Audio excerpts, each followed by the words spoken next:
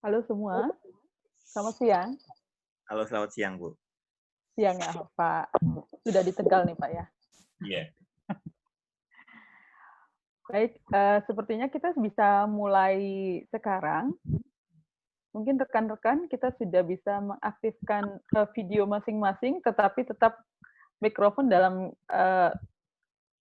posisi mute ya untuk peserta, karena supaya selama acara kita bisa mendengarkan paparan dari Pak Wildan dengan baik.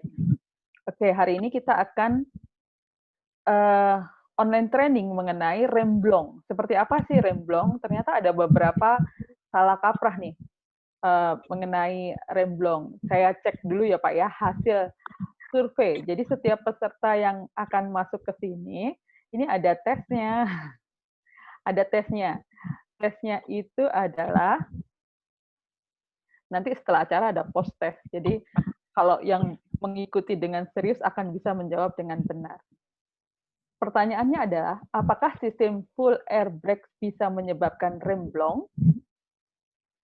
63,4% peserta mengatakan ya, dan 36,6% mengatakan tidak. Nah, jawabannya apa? Ikutin acara ini, paparan Pak Wildan mengenai remblong dengan seksama supaya kita bisa mengetahui secara jelas.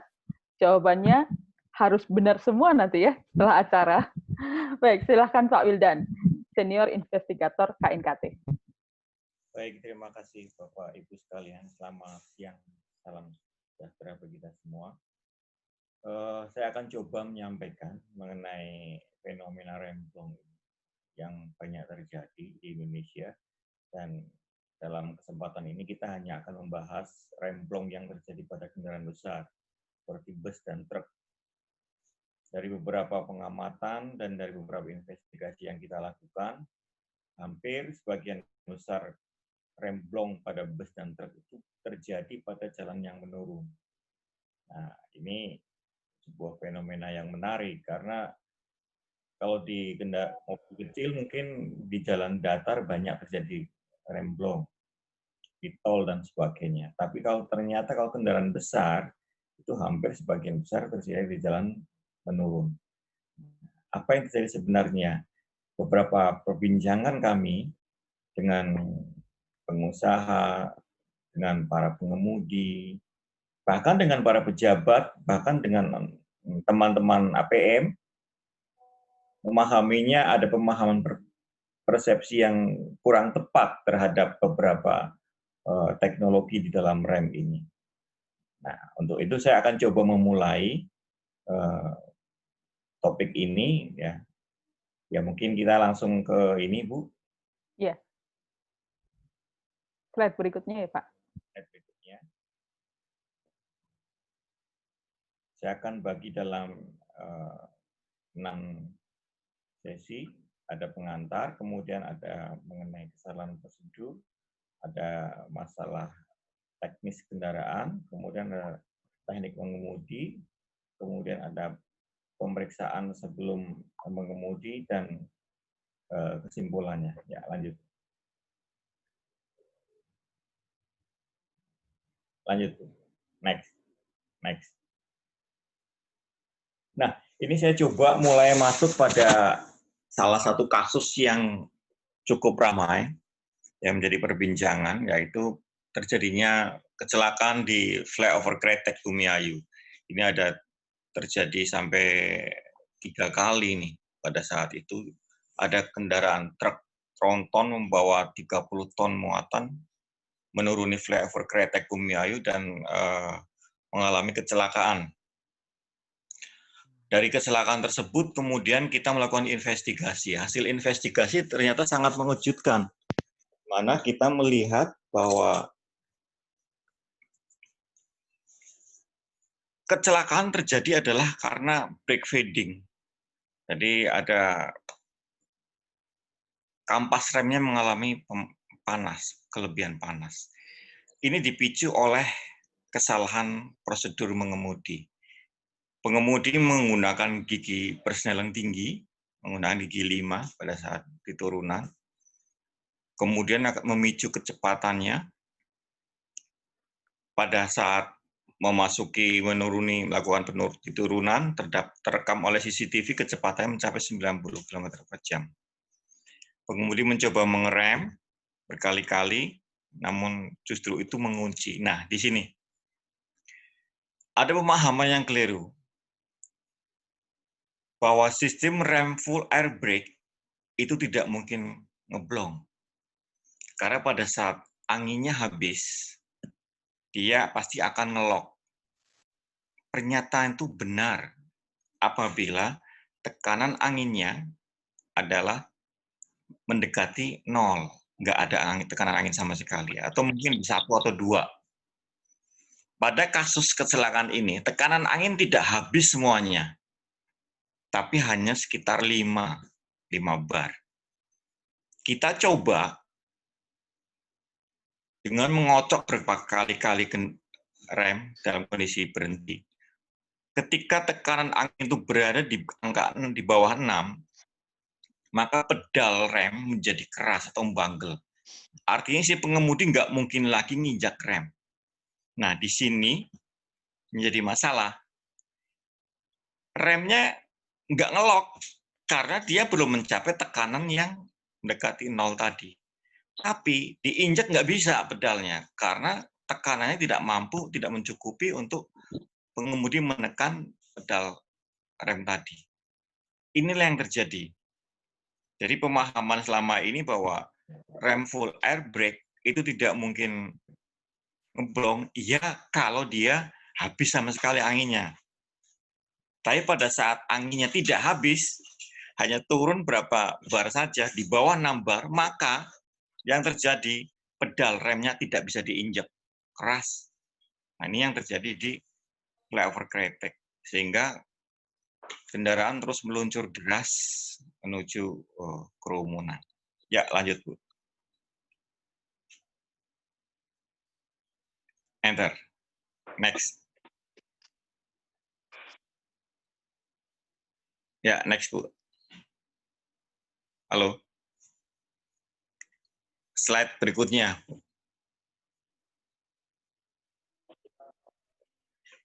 Bu Ratna.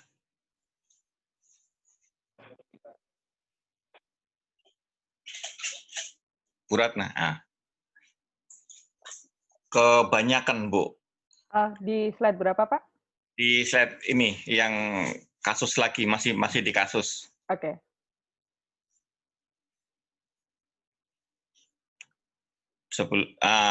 Kemudian ini kasus kedua.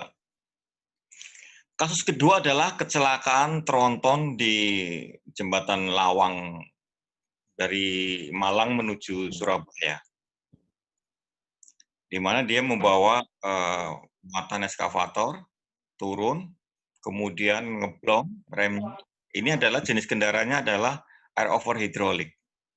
Dia menggunakan kombinasi antara tekanan angin dengan minyak rem. Dari penjelasan pengemudi, kemudian saya coba bertanya, Pak, Bapak bawa truk ini udah berapa lama? Udah 2 tahun lebih, Pak. Oh, udah 2 tahun lebih. 3 tahun ada lah kurang lebih. Nah, terakhir Bapak ganti minyak rem, itu kapan? Belum pernah. Bapak belum pernah ganti minyak rem? Belum. Terus, ya cuma di jog-jog aja. Nah, saya mulai curiga. Pada saat saya ngecek ke lokasi, ke kendaraan, saya buka minyak remnya, udah hampir seperti air. Saya tes pakai alat, minyak rem di sana udah mendekati air, udah ancar, udah dipegang aja, udah rasanya seperti bukan lagi minyak. Nah, ini teman-teman pengusaha, teman-teman pengemudi, kadang-kadang nggak memahami bahwa minyak rem ini adalah sangat vital. Dia nggak boleh lagi dijog-jog, tapi harus diganti dan ada masanya.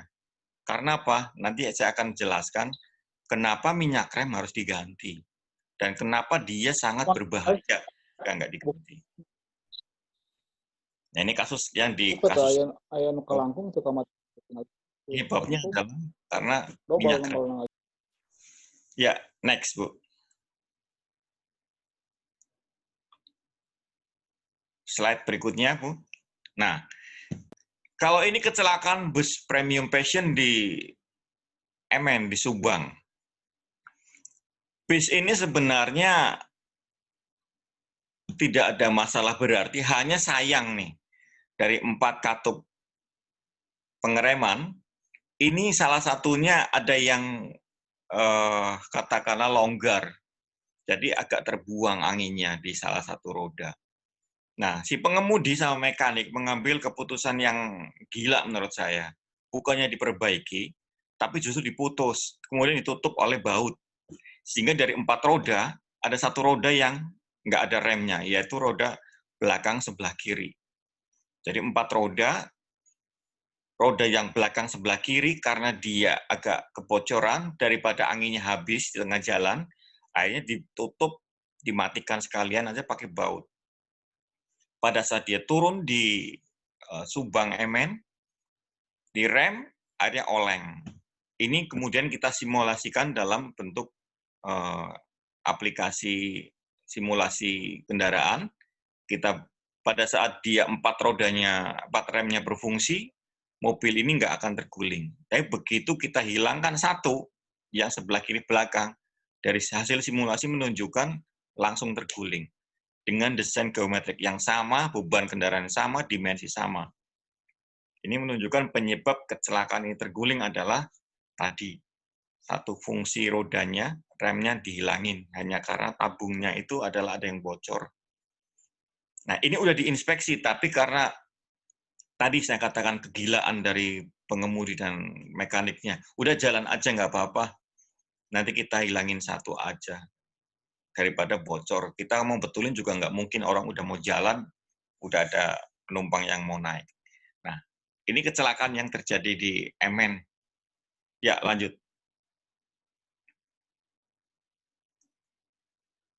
Slide berikutnya.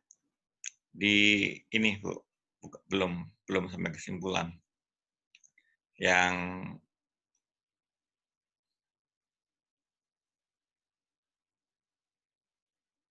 oh iya. Ya, kesimpulan betul. Baik. Nah, kesimpulan dari kejadian-kejadian tadi bahwa remblong itu bisa terjadi karena 2 hal. Yang pertama adalah adanya kesalahan pengemudi dalam mengemudi. Kenapa pengemudi melakukan kesalahan? Karena dia ketidaktahuan apa itu penggunaan sistem rem yang ada di dalam kendaraan dan tidak bisa membaca medan jalan. Jadi bisa 2 kemungkinan. Pengemudi itu nggak tahu bagaimana fungsi daripada exhaust brake, engine brake, dan sebagainya. Kemungkinan yang kedua, dia nggak ngerti jalan, bahwa di situ ada turunan. Sehingga dia menggunakan gigi persneling tinggi. Kemudian kemungkinan kedua adalah adanya malfunction di teknologi atau kendaraannya itu sendiri. Seperti kebocoran pada selang, adanya minyak rem yang di bawah standar, dan sebagainya. Ini yang terkait murni di kendaraannya itu sendiri. Jadi penyebab yang kedua adalah malfunction pada kendaraan. Jadi kalau kita lihat, remblong pada truk atau bus, kemungkinan hanya ada 2. Yang pertama adalah kesalahan prosedur mengemudi, yang kedua adalah malfunction pada kendaraan. Ya, lanjut.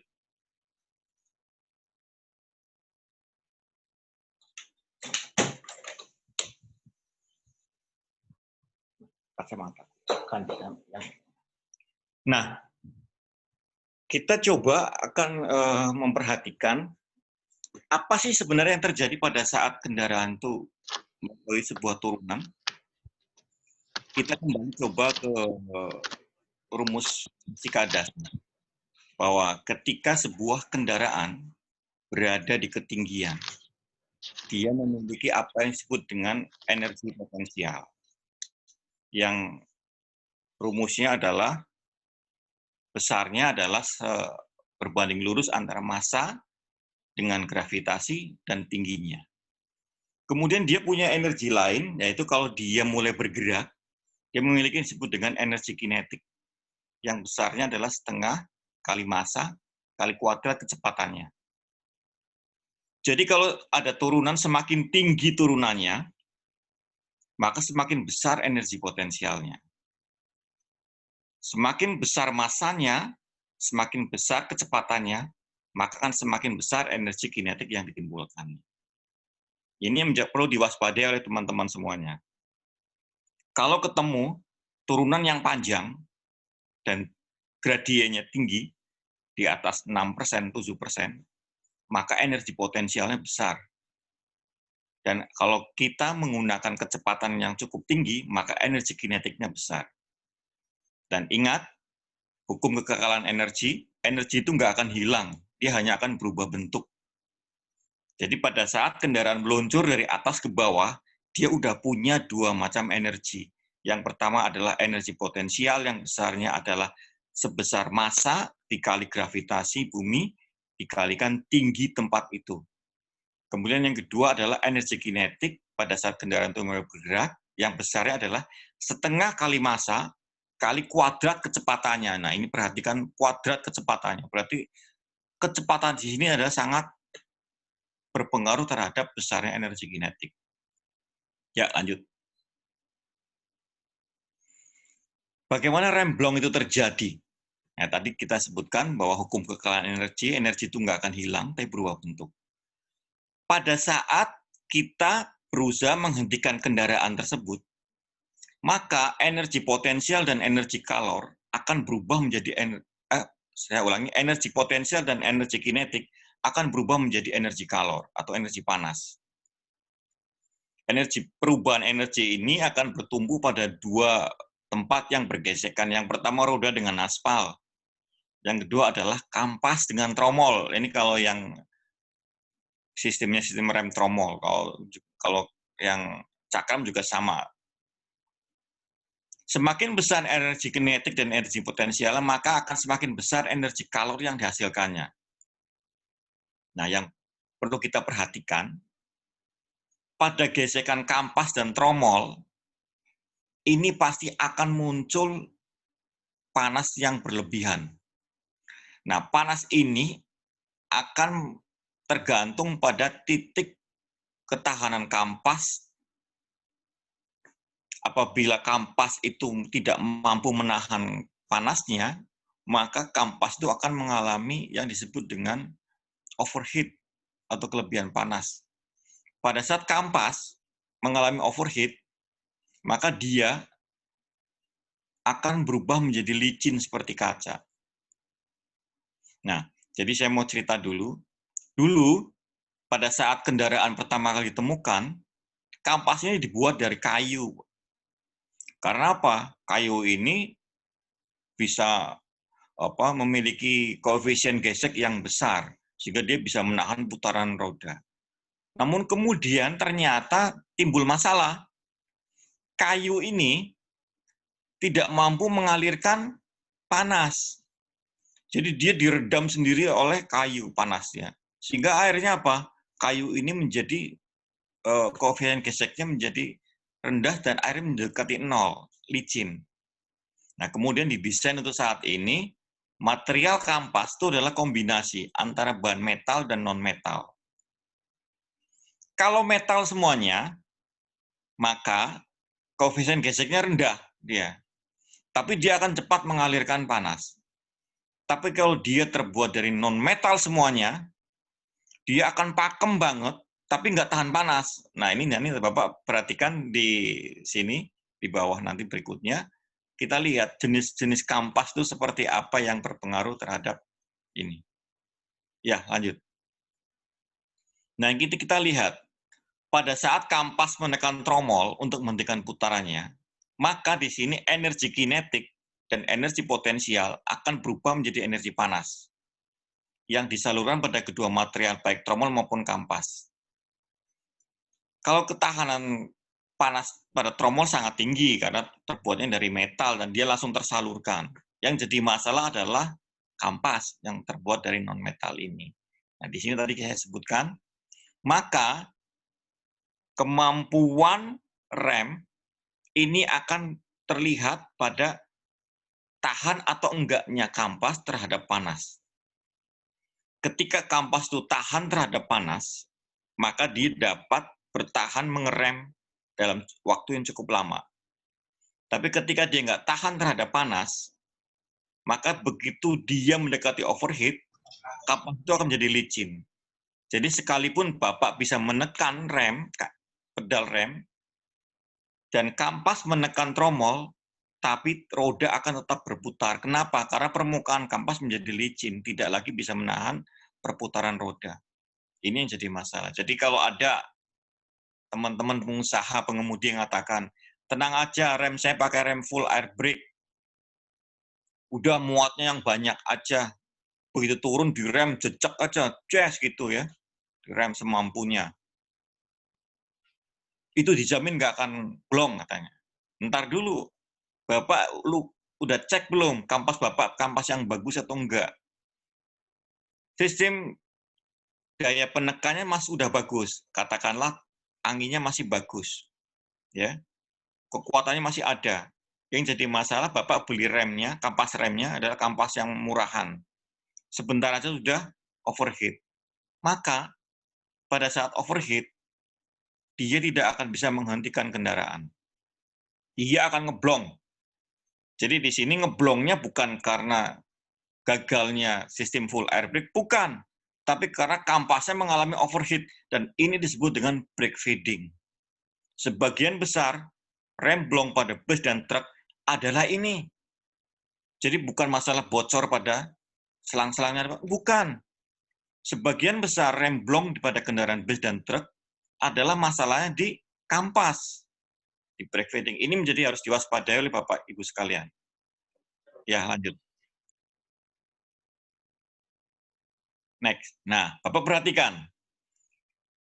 Kampas ini memiliki sepatu rem, ya. Jadi di sepatu ini adalah bentuknya terbuat dari metal. Fungsinya selain untuk dudukan kampas, dia sebenarnya adalah untuk menyalurkan panas, Pak. Jadi kampas yang menempel di sepatu rem, kalau dia lagi panas, maka panas ini akan disalurkan sepatu dan dikeluarkan lewat sepatu tadi. Jadi di sini fungsinya sepatu ini selain sebagai dudukan, dia adalah untuk menghantarkan panas, membuang panas dari ruang tromol keluar. Sehingga apa? Ketahanan panas kampas akan menjadi lebih terjaga. Yang jadi masalah sekarang, material kampasnya kayak apa?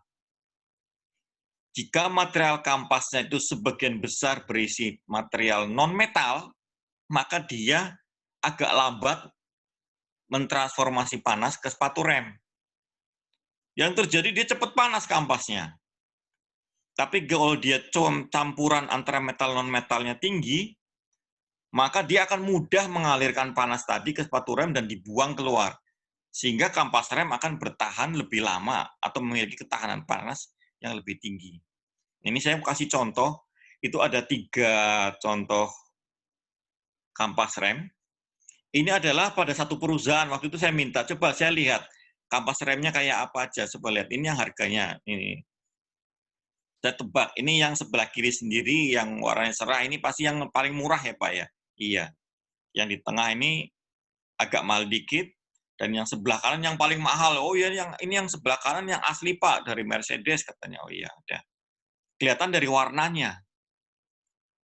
Kalau dari yang ketiga tadi, kita akan lihat yang sebelah kiri sendiri, ini berarti campuran antara metal non-metalnya lebih banyak non-metalnya. Kampas ini bagus untuk ngerem, dia pakem banget. Tapi dia nggak akan mampu mengalirkan panas dengan cepat. Sehingga pada saat dia mengerem, dia akan cepat panas atau cepat lelah. Sehingga cepat menjadi licin dan gampang ngeblong. Jadi kalau Bapak, Ibu, bawa kendaraan besar, muatannya banyak turun di turunan yang curam, Bapak pakai kampas remnya sebelah kiri sendiri, maka nggak lama sebentar, kemudian remnya itu akan blong, meluncur. Yang di tengah itu, yang tengah-tengahnya, harganya juga lebih mahal daripada yang sebelah kiri. Ini yang dipakai oleh PO perusahaan bus itu. Nah, kampas ini, kombinasinya udah lumayan bagus. Dia cukup makem, dan dia cukup bisa menghantarkan panas. Tapi ketahanannya masih kalah dengan yang sebelah kanan sendiri.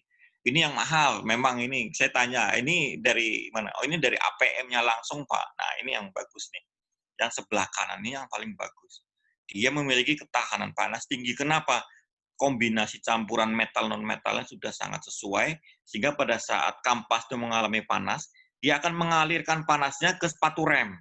Sepatu rem akan dibuang keluar, sehingga apa? Dia lebih tahan panas daripada yang dua lainnya. Ini di material kampas.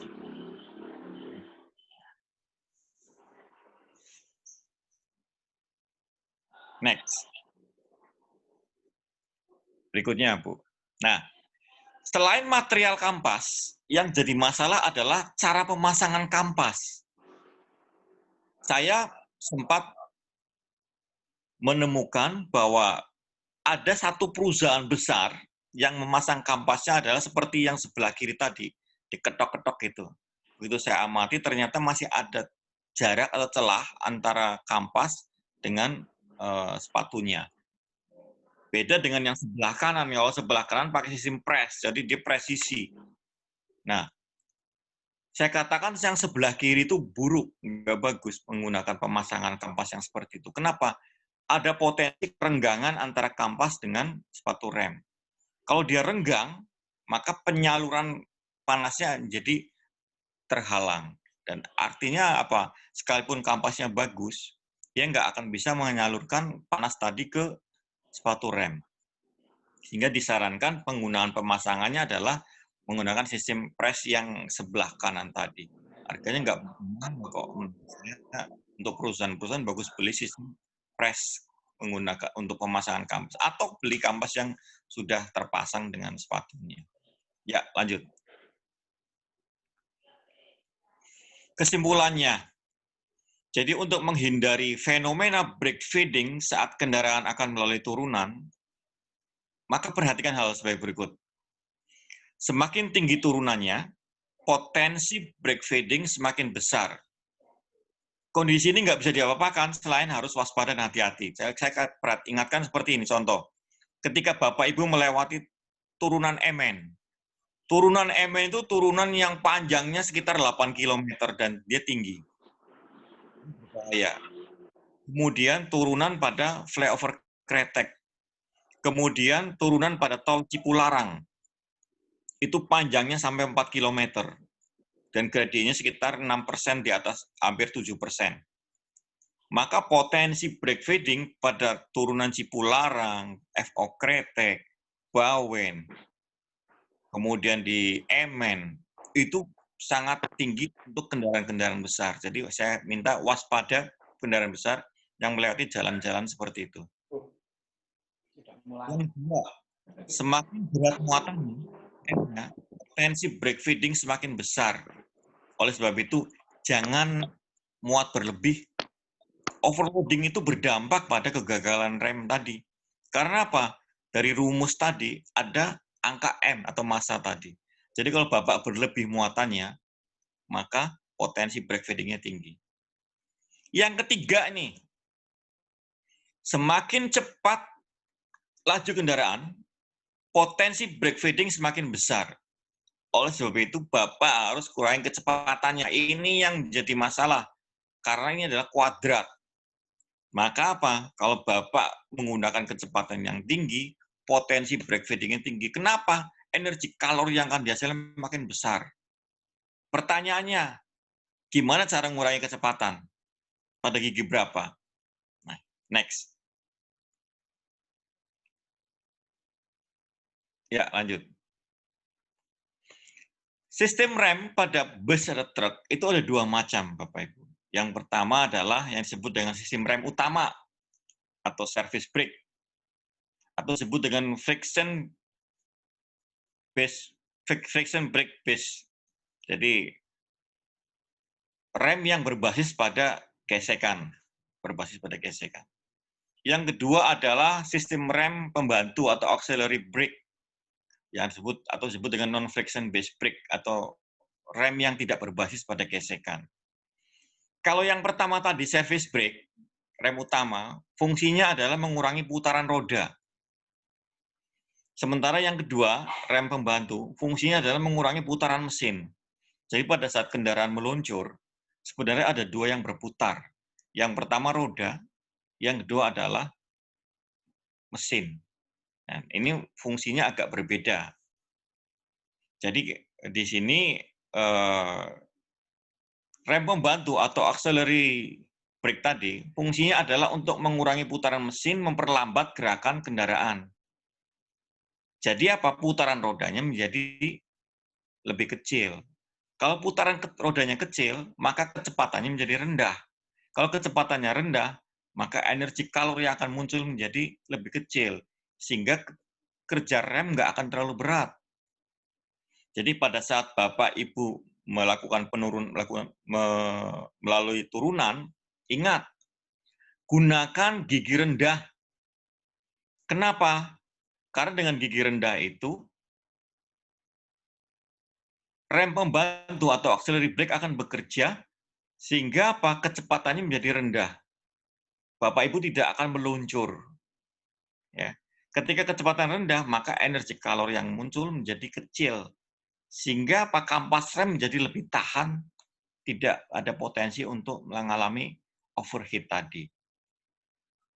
Sebagian besar kasus remblong terjadi dikarenakan rem utama tadi bekerja maksimal. Kenapa? Ya karena kecepatannya tinggi. Semua bus truk yang mengalami remblong di turunan pasti pada posisi persneling lebih dari 4 atau ke atas, 4, 5, 6. Tronton yang kecelakaan di Cipularang itu masuk pada gigi 6. Kecepatannya 120 km per jam. Ini gila-gilaan dia. Ini menjadi, saya juga kaget, kok berani-berani dia pakai gigi 6. Nah, padahal kalau pakai gigi 6, kecepatannya udah kayak terakumulasi.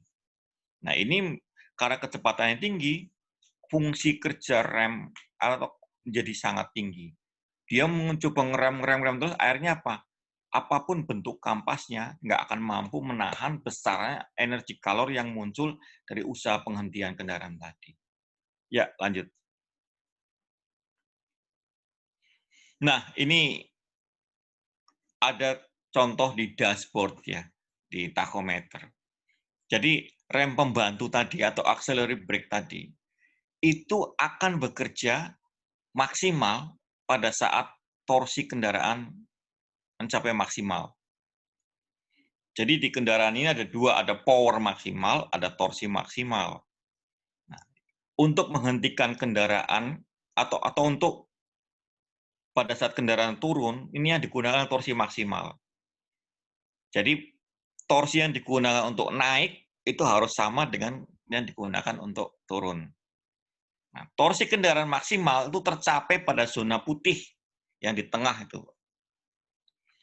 Pada zona hijau itu adalah power maksimal akan tercapai. Kemudian ini zona hijau ini adalah zona ekonomis. Jadi kalau Bapak Ibu bawa mobil, torsinya jarum ini RPM-nya ada di zona hijau, di sini pasti kecepatan maksimal akan ada di zona hijau ini. Nggak mungkin ada di zona putih atau zona merah. Dia pasti akan power maksimal, kecepatan maksimal ada di sini. Bensin atau solarnya paling irit ada di zona hijau ini. Nah, di sebelahnya adalah zona putih. Zona putih ini adalah zona dengan torsi maksimal. Jadi kalau mau nanjak, gunakan di zona yang putih ini. RPM tetap ditaruh di sana di tengah. Nah, karena pada saat di sini, maka torsi gaya tanjaknya paling besar adalah di sini. Tapi jangan sampai Bapak Ibu masuk ke zona merah. Karena ketika zona merah akan terjadi overrunning. Pasti mesinnya mendengung gitu. Jadi kalau sampai masuk zona merah, segala naikkan giginya. Kalau tadinya 2 menjadi 3. Dari 3 ke 4. Sehingga akan masuklah turun lagi ke zona putih. Nah, pada saat di zona putih atau torsi maksimal ini engine brake akan bekerja maksimal. Exhaust brake juga akan bekerja maksimal karena asap yang dihasilkan akan besar banget. Semakin besar asap yang dihasilkan, dia akan semakin dibalikan lagi ke putaran mesin, dia akan melambat. Nah, jadi pada saat di zona putih, kendaraan otomatis akan melambat, meskipun nanti suaranya nggak enak, gitu. Selama dia nggak masuk ke zona merah, maka nggak akan terjadi overrunning. Biarin aja. Memang kalau kendaraan besar ya resikonya gitu. Dia melalui turunan, dia harus menggunakan gigi rendah dan pasti akan suaranya mendengung gitu. Karena apa? Dia akan menggunakan tadi auxiliary brake atau rem pembantu. Ini akan mengurangi dampak brake feeding atau pengalaman panas. Ya, lanjut. Oh ya, nggak apa-apa. Kalau mau minta apa? Nah, kapan pengemudi harus memindahkan gigi? Ini di sini pada saat sebentar. Di gambar yang tadi. Di sini di Cipularang, saya melihat ada kesalahan Jasa Marga dalam memasang rambu. Jasa Marga itu memasang rambunya di tengah. Turunkan kecepatan. Demikian juga di Emen sana. Saya lihat kurangi kecepatan tapi di tengah. Itu udah terlambat, Pak. Bapak Ibu harus menurunkan gigi adalah sebelum memasuki turunan. Jadi pada saat di jalan datar, belum turun, pindahkan gigi. Kalau Bapak Ibu memindahkan giginya di tengah, itu terlambat, itu nggak akan bisa. Kenapa? Nanti saya akan jelaskan kenapa di tengah Bapak Ibu memindahkan gigi itu nggak akan mungkin terjadi. Jadi kalau Bapak Ibu nggak memindahkan gigi di atas belum turun, maka udah cilaka nanti. Karena di tengah nggak akan mungkin terjadi. Ya, lanjut. Lanjut. Next. Next. Nah, jenis rem kendaraan bermotor. Kendaraan bermotor kita itu remnya ada 3 macam. Yang pertama disebut dengan full hydraulic brake. Rem ini ada pada mobil-mobil kecil kita. Kemudian ada kombinasi atau air over hydraulic. Jadi kombinasi antara sistem hidrolik dengan sistem pneumatik. Ini sebagian dari kendaraan bus truk masih menggunakan ini. Ciri-cirinya ada angin, ada minyak remnya. Kemudian yang ketiga adalah kendaraan full air brake. Sistem rem yang menggunakan tenaga pneumatik murni. Jadi nggak ada tenaga hidroliknya sama sekali untuk menekan tromol. Ya, lanjut. Nah, ini yang harus Bapak Ibu perhatikan pada sistem rem hidrolik atau air over hidrolik. Yaitu beberapa bus atau truk yang menggunakan sistem rem air over hidrolik ini kurang memahami mengenai minyak remnya. Yang perlu diperhatikan di sini bahwa minyak rem itu memiliki sifat higroskopis, yaitu dapat menyerap kelembapan. Ini menyebabkan minyak rem bisa memiliki kandungan air. Jadi kalau misalkan ada kandungan air dalam minyak rem bisa mencapai 3%, maka dia akan menurunkan titik didihnya hingga 50 derajat Celcius. Kalau tadinya katakanlah 250 atau 200, maka dia di 150 aja sudah mendidih. Apalagi kalau lebih dari 3%. Yang di kasus Pasuruan itu udah mendekati air, jadi udah titik didihnya ada di 100 derajat aja udah mendidih minyak remnya. Yang jadi pertanyaan, kenapa kalau minyak remnya mendidih itu berbahaya? Nah ini. Pada saat Bapak Ibu mengerem berkali-kali, maka dia akan memberikan tekanan atau pressure terhadap di master remnya. Minyak rem pada saat akan di-pressure, tekanannya akan naik, kemudian temperaturnya akan naik. Pada saat temperaturnya naik, kalau dia mencapai titik didihnya, maka akan muncul fenomena apa yang disebut dengan vapor lock, di mana minyak remnya mendidih, muncul gelembung-gelembung udara atau bubble. Pada saat Bapak Ibu ngerem, yang seharusnya masuk mendorong ke kampas rem adalah minyak rem, ternyata yang masuk ke sana adalah gelembung udara tadi. Nah, pengemudi kita menyebutnya adalah angin palsu. Inilah fenomena vapor lock yang banyak terjadi pada kendaraan full hydraulic brake ataupun pada jenis kendaraan air over hydraulic. Jadi di sini minyak rem ini harus benar-benar diperhatikan. Kuncinya hanya satu, jangan sampai Bapak Ibu sering ganti-ganti menuangi, ngejoki minyak rem. Minyak rem itu ada masanya. Pada saat dia harus diganti, ya ganti, dibuang, ganti yang baru. Jangan sampai dia memiliki kadar air yang lebih dari 3%, sehingga airnya apa? Titik didihnya turun. Seperti TOT3, titik didihnya 205. Tapi kalau dia memiliki kandungan air di dalamnya yang cukup tinggi, bukan 205, tapi dia 100 derajat aja udah mendidih. Jadi seperti air sifatnya. Di DOT5 ada yang 260 dan sebagainya. Ya, next. Lanjut. Jadi hal-hal yang harus diperhatikan oleh pengguna nih. Ganti minyak rem sesuai masa berlakunya. Jangan pernah sesekali mengisi ulang minyak rem. Jadi jangan ngejok-ngejok. Periksa secara berkala minyak rem dengan brake fluid tester. Jika angka indikatornya sudah melampaui ambang batas, di situ ada angkanya 2. Kalau Bapak Ibu beli brake fluid tester itu nanti ada di situ. Jangan sampai melampaui ambang batas 2. Segera ganti minyak remnya, karena di situ ada petunjuknya. Kalau ini harus diganti. Pada saat di Pasuruan itu angkanya sampai 4, Pak. Jadi udah kayak air itu, udah melampaui. Kemudian periksa selang fleksibelnya serta katup-katup lainnya secara berkala untuk memastikan nggak ada kebocoran. Kasus kecelakaan bis di Lembang yang mengalami remblong, itu selang fleksibelnya mengalami fatigue. Pada saat dia fatigue, dia akhirnya lepas di dudukannya atau bocor. Nah, minyak remnya habis. Kalau udah minyak rem habis, ya dia nggak bisa lagi masuk ke master rem untuk menekan. Jadi harus perhatikan ini, selang fleksibel ini sangat penting. Ya, lanjut.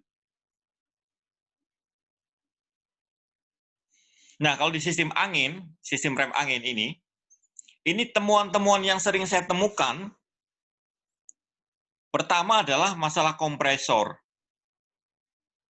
Daya kerja atau kemampuan performansi kompresor itu menurun. Sehingga dia tidak bisa mensuplai tekanan angin pada air tank. Temuan berikutnya yang pada sistem rem angin adalah di air tank-nya mengalami kebocoran. Banyak bis, truk, yang memanfaatkan klaksonnya itu adalah menggunakan klakson-klakson yang telolet itu, kemudian diambilannya dari sini. Jadi dilobangi sendiri, bikin lubang sendiri, dilas sendiri. Nah, akhirnya pembuatan lubangnya dia keliru. Nah, ini menyebabkan kebocoran pada air tank. Bahkan mungkin di situ, karena dia sering klakson, akhirnya apa? Dia cepat habis. Ya, ini adalah masalah selang air hose tadi. Ini banyak kecelakaan seperti di Ciloto dan sebagainya. Ini selang air hose-nya diganti pakai pipa biasa. Atau pakai selang karet biasa yang nggak berlapis logam. Nah, ini sering menjadi bocor.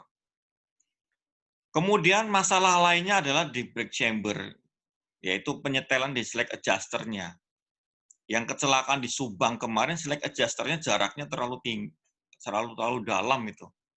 Jadi kampas nggak akan bisa nekan ke tromolnya. Nah, ini nggak kelihatan penyetelan slack adjuster-nya yang keliru. Kemudian yang terakhir ada brake landing-nya. Di brake landing-nya kampasnya yang penggunaan kampas yang kurang tepat. Nah, di sistem rem ini di sistem full air brake ini kemungkinannya ini. Jadi kalau Bapak Ibu punya anggapan, rem full air brake itu nggak mungkin ngeblong, oh keliru. Kalau air tank-nya bocor, selang air hose-nya bocor, ya, dia nggak akan habis benar, dia nggak akan sampai 0, dia hanya sampai 5 katakanlah. Nah, pada saat 5, tadi, pedal remnya nggak akan bisa diinjak atau banggel. Maka pengemudi nggak akan bisa ngerem. Sementara ini nggak bisa ngelok. Jadi pada sistem full air brake hati-hati. Dia belum tentu nggak bisa, kata orang APM, sistem rem full air brake nggak mungkin ngeblong. Iya, kalau remnya habis, benar-benar habis, habis. Tapi kalau pada saat kasus-kasus bocor seperti ini, ya tetap akan terjadi. Atau pada kasus brake fading, ya pasti akan tetap ngeblong. Hati-hati. Jadi semua sistem rem, baik full air brake, air over hydraulic, full hydraulic brake, kemungkinan ngeblong ya pasti ada dari tadi yang saya jelaskan tadi. Ya, lanjut. Tinjauan pengemudi, lanjut. Nah ini Pak, Bapak Ibu, urutan kejadian kasus remblong dari semua kasus kecelakaan remblong, ceritanya pengemudi itu sama. Yang pertama nih, pengemudi melalui turunan dengan gigi persneling tinggi. Karena gigi persneling tinggi, kecepatannya tinggi. pada saat itu dia hanya mengandalkan remnya dengan menggunakan rem kaki atau rem utama. Dia ngerem terus-menerus, cas. Dia nggak pernah nginjak gas, tapi nginjak rem berkali-kali. Yang terjadi apa? Tadi, tekanan anginnya menurun berkurang. Karena rem utama bekerja maksimal untuk memperlambat putaran, di mana kecepatan tinggi, akan terjadi overheat pada kampasnya. Pada saat rem kampas mengalami overheat, nah ini disebut dengan brake feeding, remnya blong. Pengemudi panik. Nginjak rem bisa, kampas menekan tromol, tapi kendaraan masih meluncur. Ya karena tadi permukaan kampasnya menjadi licin. Akhirnya apa? Pengemudi melakukan kesalahan kedua. Dia ngocok rem. Untuk memastikan remnya dapat berfungsi. Dikocok berkali-kali. Yang terjadi tekanan anginnya tekor. Ketika tekanan angin tekor, di bawah 6 bar, maka pedal rem dan pedal kopling akan menjadi keras dia, banggel, nggak bisa diinjak. Pada kondisi ini rem nggak fungsi sama sekali, udah kampasnya mengalami brake feeding, pedal remnya nggak bisa diinjak. Kemudian pengemudi melakukan kesalahan ketiga, dia mencoba memindahkan transmisi dari gigi tinggi ke gigi rendah. Ini lebih nggak mungkin lagi. Kenapa? Pedal koplingnya udah nggak bisa diinjak. Akhirnya dia memaksa menggeser tuas persneling. Makanya, dari semua kasus kecelakaan rem blong, hampir semuanya saya nemukan, transmisi berada pada posisi netral. Kenapa? Karena pengemudi pasti akan mencoba memindahkan dari tinggi ke rendah. Dan itu nggak mungkin, dan pasti akan masuk ke gigi netral. Apa yang terjadi kalau gigi netral? Makin meluncur, makin deras. Itu menjelaskan pada saat kecelakaan di Cipularang, kecepatannya 120 km per jam. Pada saat di FO Kretek, kecepatannya 90 km per jam. Pada saat di Gekbrong, truk yang membawa baja, kecepatannya 100 km per jam. Ada CCTV-nya soalnya. Jadi bukan pengemudi yang nekat, tapi ini adalah fisika murni. Ini yang terjadi adalah seperti itu. Ya, lanjut. Nah, untuk menghadapi jalan turunan atau berkelok, pertahanan kan pada gigi rendah. Di sini kalau kendaraan truk atau bis yang pakai gigi sampai gigi 6, ya gunakan gigi 2 lah. Jadi saya nggak bisa mengatakan di gigi 2 pasti enggak. Karena ada beberapa kendaraan yang sampai giginya sampai 8, maka dia bisa di gigi 4. Jadi yang penting gunakan gigi rendah, perhatikan torsinya. Perhatikan jarum RPM berada pada zona putih. Kemudian gunakan rem angin atau retarder untuk kendaraan jenis-jenis model sekarang ini yang baru malah bagus tuh. Ada disebut dengan alat bantu disebut retarder untuk mengurangi putaran mesin. Nah, di sini rem utama akan bekerja secara optimal. Kemudian, ingat, apapun yang terjadi, jangan pernah mengocok rem. Karena ini akan membuat tekor tekanan angin. Jangan sesekali mencoba mengangkut melebihi daya angkutnya, karena hal itu akan meningkatkan terjadinya overheat pada kampas. Ya, lanjut. Lanjut. Nah, kesimpulannya nih Pak, muatan berlebih itu akan meningkatkan potensi kampas mengalami overheat.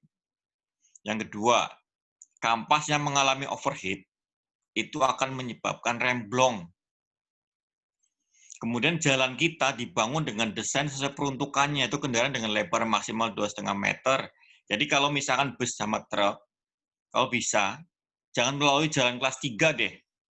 Semua bus truk yang mengalami kecelakaan di jalur Purbalingga, Pemalang, itu jalan itu didesain bukan untuk jalur bus sama truk. Ketika bus sama truk masuk ke sana, ya dia akhirnya banyak berpotensi mengalami kegagalan pengereman. Kemudian perhatikan kelas jalan. Di sini saya harapkan pengemudi memperhatikan kelas jalan. Jangan sampai pengemudi masuk ke jalan kelas 3 karena dia akan memiliki radius tikung dan lebar jalan terbatas untuk bus sama truk. Kalau bus bus sama truk memaksa masuk ke sana, maka dia akan banyak menggunakan pengereman tadi. Dan ini akan berpotensi pada brake fading atau tekanan anginnya tekor. Ya, lanjut. Demikian yang bisa kami ucapkan, kami sampaikan. Terima kasih. Kita bisa sambung dengan diskusi. Silakan, Bu Baik, Ratna. terima kasih Pak Wildan. Kita ada beberapa penanya yang sudah sudah ngasih pertanyaan di ruang chat. Saya bisa minta kepada Bapak Ereza dari LGL bisa untuk bertanya, unmute sendiri bisa Bapak? Saya Oke. nggak akan bacakan. Silakan. Oke, terima kasih. Selamat siang Pak Wildan. Begini Pak, jadi ada persepsi, bukan persepsi sih, jadi ada bahwa rem itu berfungsi untuk menghentikan putaran roda. Nah, kalau tadi beberapa ilustrasi Bapak, sebenarnya rodanya sudah berhenti dengan sistem yang itu. Tapi karena ada energi lain, energi kinetik dan sebagainya, akhirnya dengan massa yang segitu besar juga mungkin akhirnya dia tidak bisa menghentikan kendaraan. Tapi biasanya kami memberikan ke teman-teman yang driver ini pengertian rem itu untuk itu Pak, atau mungkin bahasanya kita samakan dulu ya, apakah memang ternyata remnya berfungsi tapi tidak belum, artinya tuh remnya masih bisa menghentikan roda, tetapi yang tidak berhenti itu adalah kendaraannya. Mohon dijelaskan Pak Wildan. Terima kasih. Gini, Pak. Baik, terima kasih.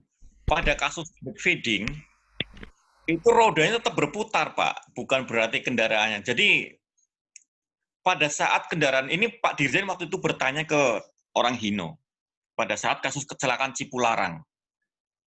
Pak, dengan muatan 30 ton, sebenarnya truk Hino ini remnya mampu nggak menahan itu? Kata yang orang Hino jawab, oh nggak mampu Pak. Katanya. Saya bilang, oh sebentar dulu Pak, bukan gitu jawabannya. Jadi masalah rem ini adalah pada bukan pada seberapa kuat ngeremnya, tapi seberapa lama dia menahan. Ingat, pada saat dia kendaraan meluncur, dia memiliki energi kinetik dan energi potensial. Pada saat akan dihentikan, maka akan berubah menjadi energi kalor. Ketika rem itu mencoba menahan roda, roda itu kan berhenti Pak, tapi gaya dia ke bawah masih ada. Ketika kampas itu akan dilepas lagi, dia akan jalan lagi Pak. Dia akan terkena gaya dorong. Maka pada saat jalan sebuah truk atau bus di turunan, ini masalahnya adalah bukan pada seberapa kuat dia menahan gaya atau remnya ini ada, tapi berapa lama dia akan mencengkeram. Nah, di sini permainannya adalah pada energi kalor dimunculkan. Pada saat yang turunan yang panjang tadi, ketika seorang pengemudi akan mencoba menghentikan, maka dia akan menginjak rem dengan lama. Karena apa? Untuk menahan biar sampai mobil bus atau truk ini akan berhenti. Nah, ini yang jadi masalah, berapa energi kalor yang dihasilkan. Ketika energi kalor yang dihasilkan menjadi besar, pertanyaan berikutnya, kemampuan dan ketahanan kampas untuk menahannya. Ketika kampas itu nggak tahan, ya udah, muka atau koefisien gesek daripada kampas itu menjadi 0, licin, maka sekalipun kampas menekan dinding tromol, roda akan berputar. Artinya apa? Pada saat pertama dia udah berhenti, tapi karena kampasnya panas, dia lepas lagi, sehingga mobil akan meluncur lagi. Jadi banyak yang saya temukan di sini adalah sebenarnya bus sama truknya mampu mengerem, Pak. Tapi yang nggak tahan kampasnya ini.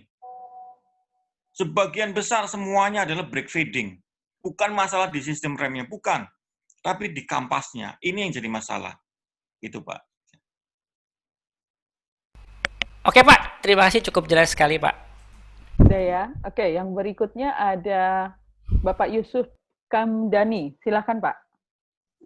Ya, siapa izin bertanya? Apakah sistem anti-lock brake system itu juga bisa mengalami brake fading? Terima kasih.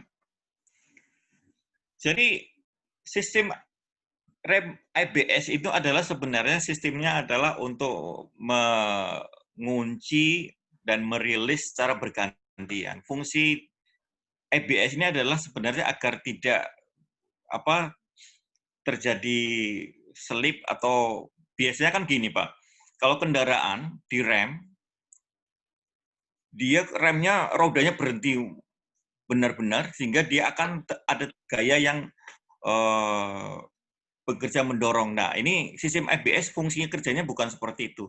Dia ada sensor yang akan melock, rilis secara bergantian sehingga kendaraan menjadi lebih stabil. Dan ABS ini adalah untuk pada kasus-kasus seperti jalan licin dan jalan-jalan yang datar. Kalau untuk kasus jalan turunan seperti ini nggak ada bedanya antara ABS sama enggak, Pak. Kalau Bapak gunakan tetap gigi tinggi, maka sistem ABS itu nggak akan bekerja dia. Ini masalahnya adalah di sini gaya atau energi yang ditimbulkan, energi potensial dan energi kalau ditimbulkan terlalu besar untuk dihentikan oleh si pengemudi. Sistem rem apapun, kalau energi kinetik dan energi potensial yang dihasilkan terlalu besar, maka akan menghasilkan energi kalori yang sangat besar. Kalau energi kalori dihasilkan besar, permainannya tinggal di kampas. Tahan nggak dia di situ. Jadi bukan masalah teknologi apakah dia menggunakan ABS atau enggak. Di sini enggak ada pengaruh mau menggunakan ABS atau enggak. Untuk kondisi kasus seperti ini ya Pak ya. Jadi pada saat turunan, jangan sampai kalau truk itu, saya menggunakan ABS, tenang aja. Ya tetap akan jebol Pak. Masalahnya bukan di ABS atau enggak, tapi di kampasnya. Jadi ABS itu digunakan sebenarnya untuk pada jalan-jalan bukan untuk kasus seperti ini. Ya. Baik, sudah cukup jelas ya Pak Yusuf ya. Berikutnya ada 2 pertanyaan dari Pak Hendrik, PT Dwi Multimakmur. Silakan Pak Hendrik. Pak Hendrik. Ya, selamat siang Pak, Bu. Ya. Saya mau nanya Pak, kalau kita lihat, kalau untuk di kampak orang memantek kampasan, ada yang biasa pakai aluminium, ada yang pakai besi. Itu bagaimana Pak, menurut Pak Wildan? Terus yang kedua Pak, saya sambung sedikit Pak ya. Itu apa tadi pertanyaan saya lupa. Yang pantek, kampas rem. Ya. Kampas rem. Ya. Oh, ya, untuk bahan itu Pak Wildan tadi bilang bahannya campuran metal sama non metal Pak. Iya. Untuk bahan menurut Pak Wildan itu kan metal itu kan ada berapa jenis Pak? Ada besi, ada kuningan, ada aluminium Pak. Menurut Bapak yang mana yang baik Pak? Jadi gini Pak, pertama yang masalah pantek itu, kalau saya pernah lihat sendiri cara orang mantek. Saya tanya, Bapak mantek ini mukulnya dipukul mana duluan nih? Yang ujung mana dulu? Kanan, kiri, tengah, dan sebagainya. Dia ngasal. Nah, ketika udah selesai, coba saya amati masih ada celah. Jadi masalahnya pada saat mantek manual itu adalah tidak presisi sepenuhnya. Jadi tetap manusia dengan sistem alat press beda, Pak. Kalau alat press dia langsung pasti akan presisi. Nggak ada jarak atau celah antara kampas dengan sepatu remnya itu. Nah, ini padahal kalau sampai terjadi celah, maka transformasi energi kalor dari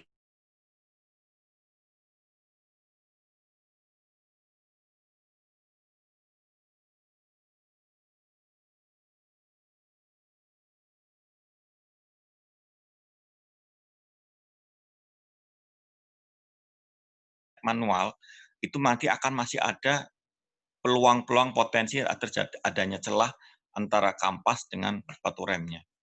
Kemudian yang kedua, Pak, masalah materialnya. Saya terus terang nggak bisa mengatakan ini bagus, ini nggak bagus, dan sebagainya, karena perlu riset. Cuma kalau saya perhatikan, contoh kemarin pada saat saya ke sebuah PO, ya, di sana saya lihat ada 3 jenis kampas rem. Saya tanya ini dari mana, ini dari mana. Langsung dari yang terakhir itu adalah yang dari APM-nya langsung. Oh iya, ini kombinasinya dia pasti menggunakan, udah ada riset tersendiri Pak. Dia pasti udah dicoba ketahanan panasnya yang cukup tinggi, kemampuan menyalurkan panasnya cukup tinggi. Nah, kalau saran saya Pak,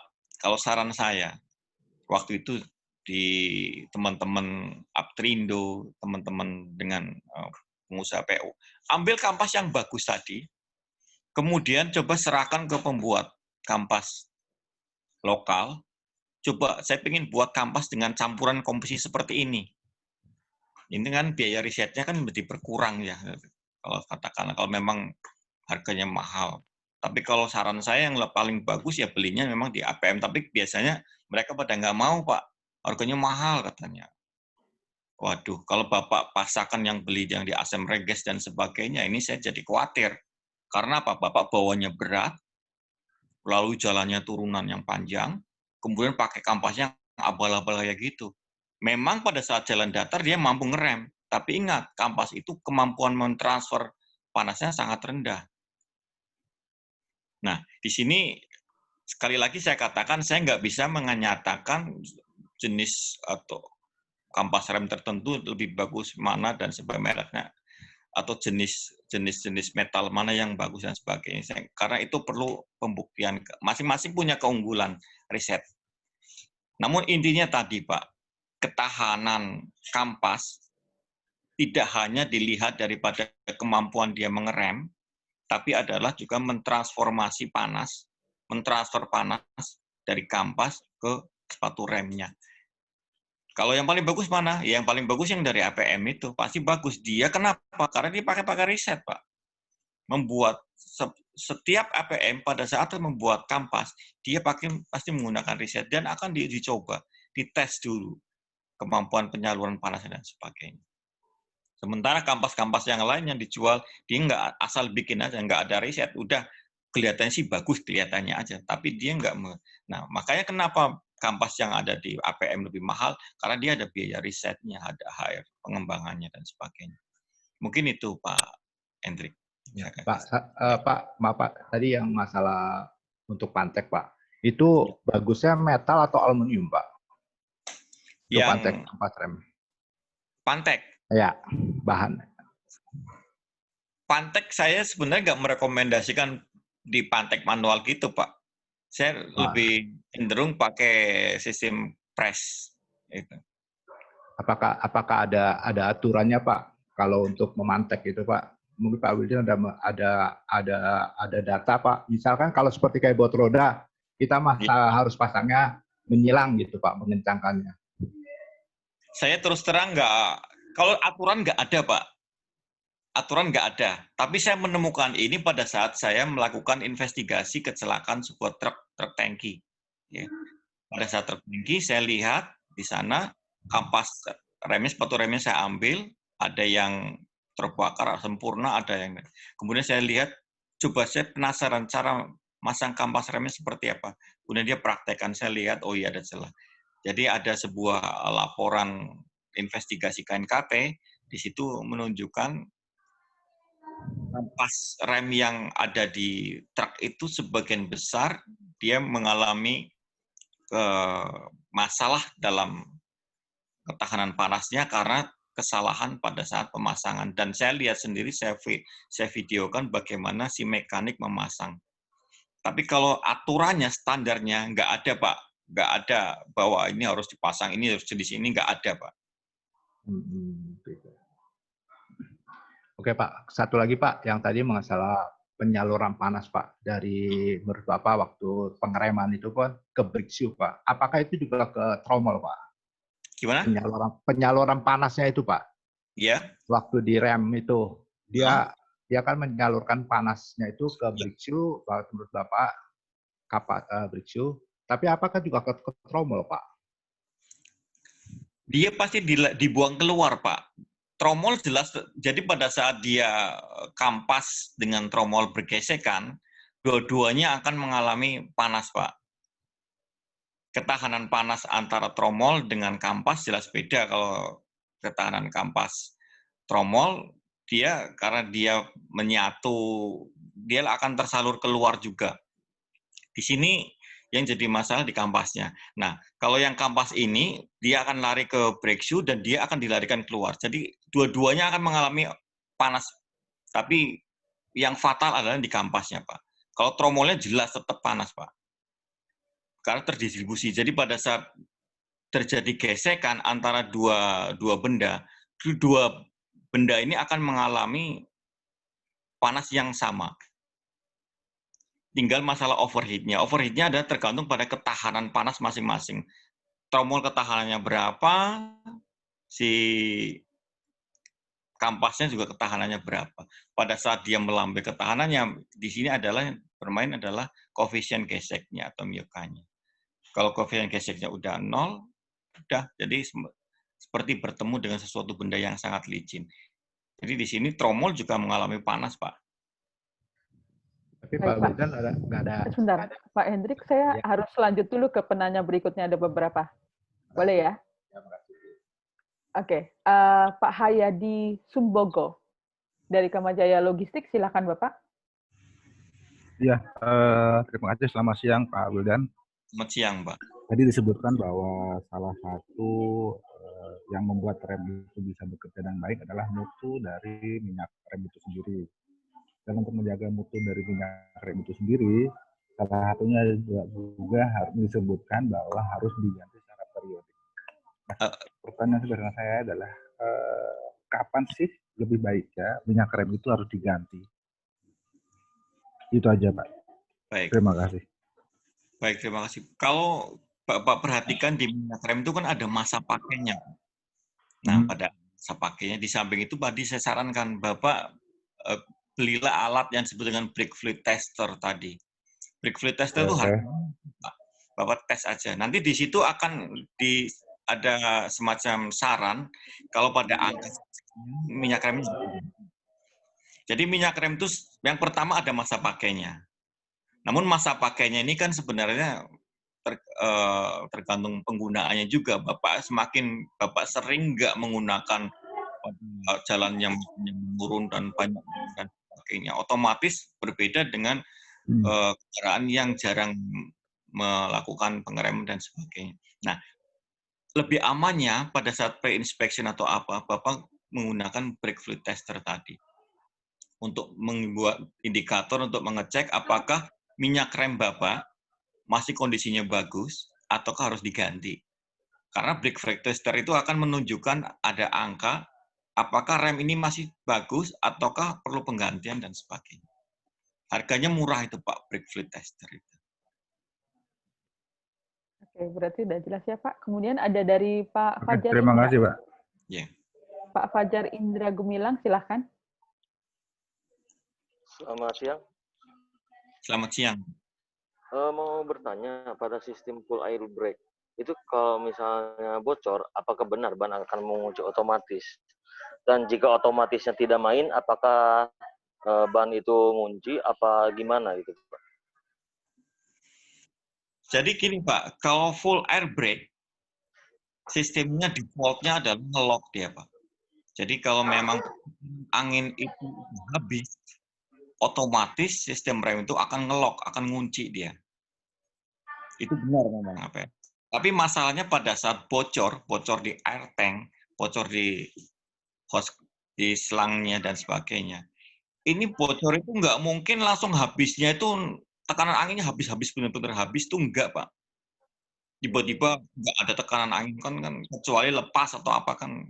Nah, tekanan angin yang bocor yang seperti saya temukan pada saat di Sitinjau Lawik dan sebagainya, itu karena kalau di Sitinjau Lawik truknya adalah menggunakan telolet dan sebagainya, dia bocor turun. Nah, ketika saya tanya apa yang dirasakan pengemudi selalu mengatakan pada saat tekanan anginnya berkurang di bawah 6, itu dia nggak akan bisa nginjak lagi. Di sini sistem remnya belum nge-lock Pak, masih ada tekanan anginnya. Yang jadi masalah pengemudinya nggak bisa nginjak lagi. Jadi bahayanya sistem rem bocor itu sebenarnya bukan pada nge-lock-nya, tapi pada saat dia turun, tekanannya kurang dari 6, maka pedal rem itu akan banggel atau keras dan nggak bisa diinjak lagi. Kalau dia udah habis bener, memang dia akan nge-lock. Jadi harus hati-hati di sini. Kalau ada sebuah statement bahwa rem full air brake itu nggak mungkin ngeblong, dia pasti akan nge-lock. Iya, kalau itunya habis beneran. Tapi kalau dia hanya turun karena bocor, dia tetap akan jalan, nggak akan nge-lock. Dan pada saat tekanan angin, Bapak boleh coba nanti pengemudinya. tekanannya 5 bar aja, udah itu nggak akan bisa diinjak. Alat akan bunyi ngek gitu. Dia akan bunyi. Itu Nah, Pak. sama satu lagi Pak, salah satu yang menyebabkan bocor dan cara untuk menghindari kebocoran pada anginnya itu apa ya? Tadi saya ceritakan bocoran tuh banyak Pak, bisa di air tanknya, bisa di selangnya. Nah, ini kalau selang itu kaitannya dengan masa pakai Pak. Masa pakainya, kemudian karena ada pengaruh karat dan sebagainya, korosi, atau karena impact, kena benturan, di air tank juga sama. Nah, ini banyak unsur dan kemudian ada perilaku pengemudi kita yang air tanknya dibolongi, kemudian disambung untuk sumber untuk membunyikan rem tolelet dan sebagainya. Sementara ngelasnya benar. Pada saat ngelasnya benar, maka ini ingat loh, air tank tekanan tinggi. Jadi ketika dia ngelasnya nggak benar, kemudian potensi bocor. Nah, hal-hal ini yang menyebabkan peluang potensi-potensi kebocoran ini. Sebenarnya ini bisa diketahui pada saat pre-inspection, ya pada saat pre-inspection itu dicek tekanan angin, apakah sistemnya naik turun dan sebagainya itu bisa dicek. Atau menggunakan sistem sabun dan sebagainya. Itu mekanik bisa Pak ngecek kebocoran-kebocoran pada air tank, pada hose dan sebagainya. Cuma tadi pengaruhnya ada 3 kemungkinan kalau kebocoran itu. Yang pertama adalah karena impact, karena benturan. Kedua karena korosif. Yang ketiga karena fatigue. Fatigue itu karena umur. Jadi ada 3 kemungkinan. Air tank atau hose-nya kena benturan atau impact, atau kena pengaruh korosif. Sistem di Indonesia adalah negara yang korosif. Yang ketiga adalah karena fatigue sudah melampaui masa pakainya, sehingga dia otomatis retak-retak atau apa dan sebagainya. Mungkin itu Pak bisa saya sampaikan. Baik, ini ada penanya berikutnya dari Bapak Lili Silverian. Silakan Bapak Lili. Bapak Lili masih ada nggak ya? Halo, masih ada? Bapak, silakan unmute. Siap. Nah, silakan pertanyaannya Pak. Terima kasih Bu Ratna, terima kasih Pak Wildan. Selamat siang semuanya. Siang. Saya Lili Andi Baryono dari Silvercar Community Indonesia. Ingin menanyakan kepada Pak Wildan. Pak Wildan, ada sebuah teori teknik pengereman, di mana teknik pengereman, sistem pengereman ada ABS, ada non-ABS. Pada sistem pengereman non-ABS, ada satu teori yang mengatakan pengereman dengan di pump brake, atau bahasanya di step, dikocok dengan jeda. Tujuannya adalah supaya membuat roda ini tidak terkunci atau ngeblok. Nah, menurut tadi Bapak sampaikan bahwasannya kesalahan dari pengemudi adalah memompa rem tersebut. Nah, bagaimana dengan teori tersebut, dengan teknik pengereman yang non-ABS tersebut? Apakah direkomendasi? Kemudian yang kedua, pada sistem air brake atau rem angin, ada reservoir, tangki reservoir. Nah, apakah tangki reservoir itu juga bisa mengalami sebuah pemuaian yang mengakibatkan adanya mineral atau air, yang akhirnya air itu mengisi ruang yang ada pada tekanan tersebut, dan pengaruhnya apa? Terima kasih. Baik Pak, terima kasih. Kalau saya tetap tidak merekomendasikan melakukan kocokan tadi Pak, karena pada saat kasus seperti jalan menurun seperti itu ya Pak, ini kita cerita di kasus jalan menurun Pak. Pengemudi yang melakukan pengocokan berkali-kali, atau dia sengaja atau nggak sengaja, contoh yang di jalan FO Kretek pada saat itu jalannya bergelombang, pengemudi akhirnya ngecek ngerem berkali-kali. Itu tekanan anginnya menurun dengan drastis, Pak. Tadi yang saya khawatirkan adalah pada saat Bapak pengemudi itu sering mengocok, itu tekanan angin akan turun terus. Tadi saya sebutkan di bawah 6 bar, maka akan menjadi banggel atau keras. Jadi kalau Bapak atau ada pengemudi melakukan kocokan berkali-kali, kemudian yang saya khawatirkan tadi, saya sih nggak merekomendasikan kalau Bapak melakukan gaya mengemudi dengan melakukan kocokan-kocokan seperti itu. Kalaupun dia ngerem, ada jeda, kemudian direm lagi dan sebagainya, tapi bukan ngocok, Pak. Beda, kalau ngocok itu dia pasti kayak aja semacam kayak memompa. Dan saya udah praktekkan sendiri pada saat investigasi truk tangki. Saya coba kendaraannya lagi berhenti. Ini kendaraan normal, saya kocok. Benar, Pak. Saya ngocok 7 kali aja sudah turun dia. Langsung turun tekanannya. Sampai alarmnya berbunyi. Nah, udah alat berbunyi berarti dia udah keras banget, itu nggak bisa diinjak. Itu yang pertama. Yang kedua, menarik apa yang disampaikan ke Bapak. Ini saya temukan pada saat kecelakaan truk yang bawa semangka, Pak. Di Tol Jatingaleh pada saat tahun 2019. Jadi ada truk bawa semangka melawan kontraflow waktu itu. Kecelakaannya remblong. Dicek sama dishub, remnya benar dan sebagainya. Namun begitu saya lihat, ternyata adalah di reservoirnya ada kandungan airnya. Saya tanya ke pengemudi, Bapak terakhir berhenti kapan? Pada saat ngangkut semangka, Pak. Berapa lama? 4 jam. Saya tanya, Bapak buang nggak? Anginnya dibuang nggak? Enggak. Ya udah, pantesan. Pada saat Bapak berhenti itu, maka akan terjadi perbedaan temperatur. Nah, ketika terjadi perbedaan temperatur, maka angin itu akan berubah, Pak. Sebagian menjadi air tadi. Sehingga apa yang disampaikan Bapak benar, pada saat ngerem, itu pengemudi truk yang bawa semangka yang di Tol Jatingaleh, yang masuk ke dalam sana adalah air. Karena saya lihat memang tangki reservoirnya banyak kandungan airnya, dan pengakuan pengemudi dia berhenti 4 jam tanpa membuang anginnya tadi. Ini jenis-jenis kendaraan yang lama yang belum dilengkapi dengan yang secara otomatisnya itu. Mungkin itu Pak yang bisa kami sampaikan. Baik, terima kasih Pak Wildan. Berikutnya ada Bapak Arwin dari Pura Trans. Silakan Pak Arwin.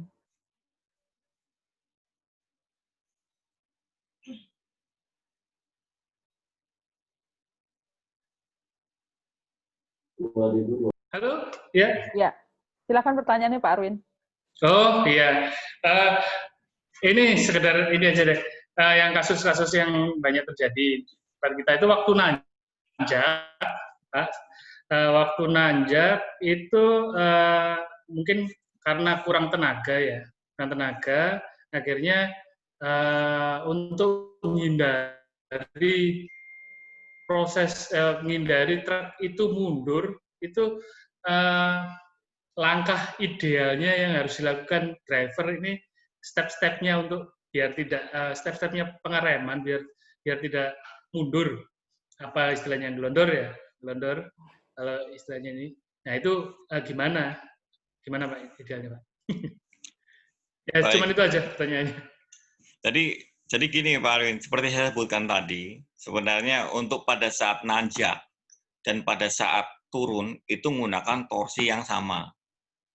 Saya pernah melihat pada contoh kendaraan jenis Hino Tronton, itu dia torsinya sebenarnya sudah cukup mampu Pak untuk nanjak, untuk turun. Ya. Dia didesain untuk gradien bahkan sampai ke 23%. Yang jadi masalah sekarang di sini adalah buat jalan kita, kerataannya nggak sama, Pak. Jalan kita itu jarang ada diinspeksi, sehingga roughness-nya, kerataannya nggak sesuai, nggak memenuhi standar.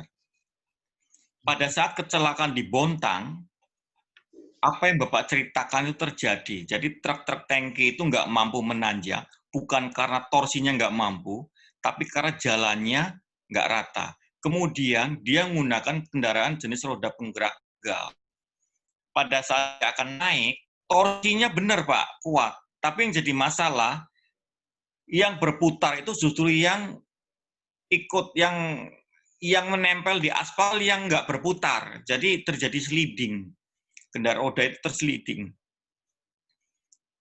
Kalau torsi, kendaraan yang sekarang ini didesain, dia akan mampu naik Pak, torsinya. Tapi karena tadi permukaan jalannya, kerataannya nggak bagus, sehingga ketika menggunakan roda penggerak tunggal, maka salah satu rodanya justru yang berputar ini yang tinkring, gampangannya apa ya? Yang gantung. Sementara yang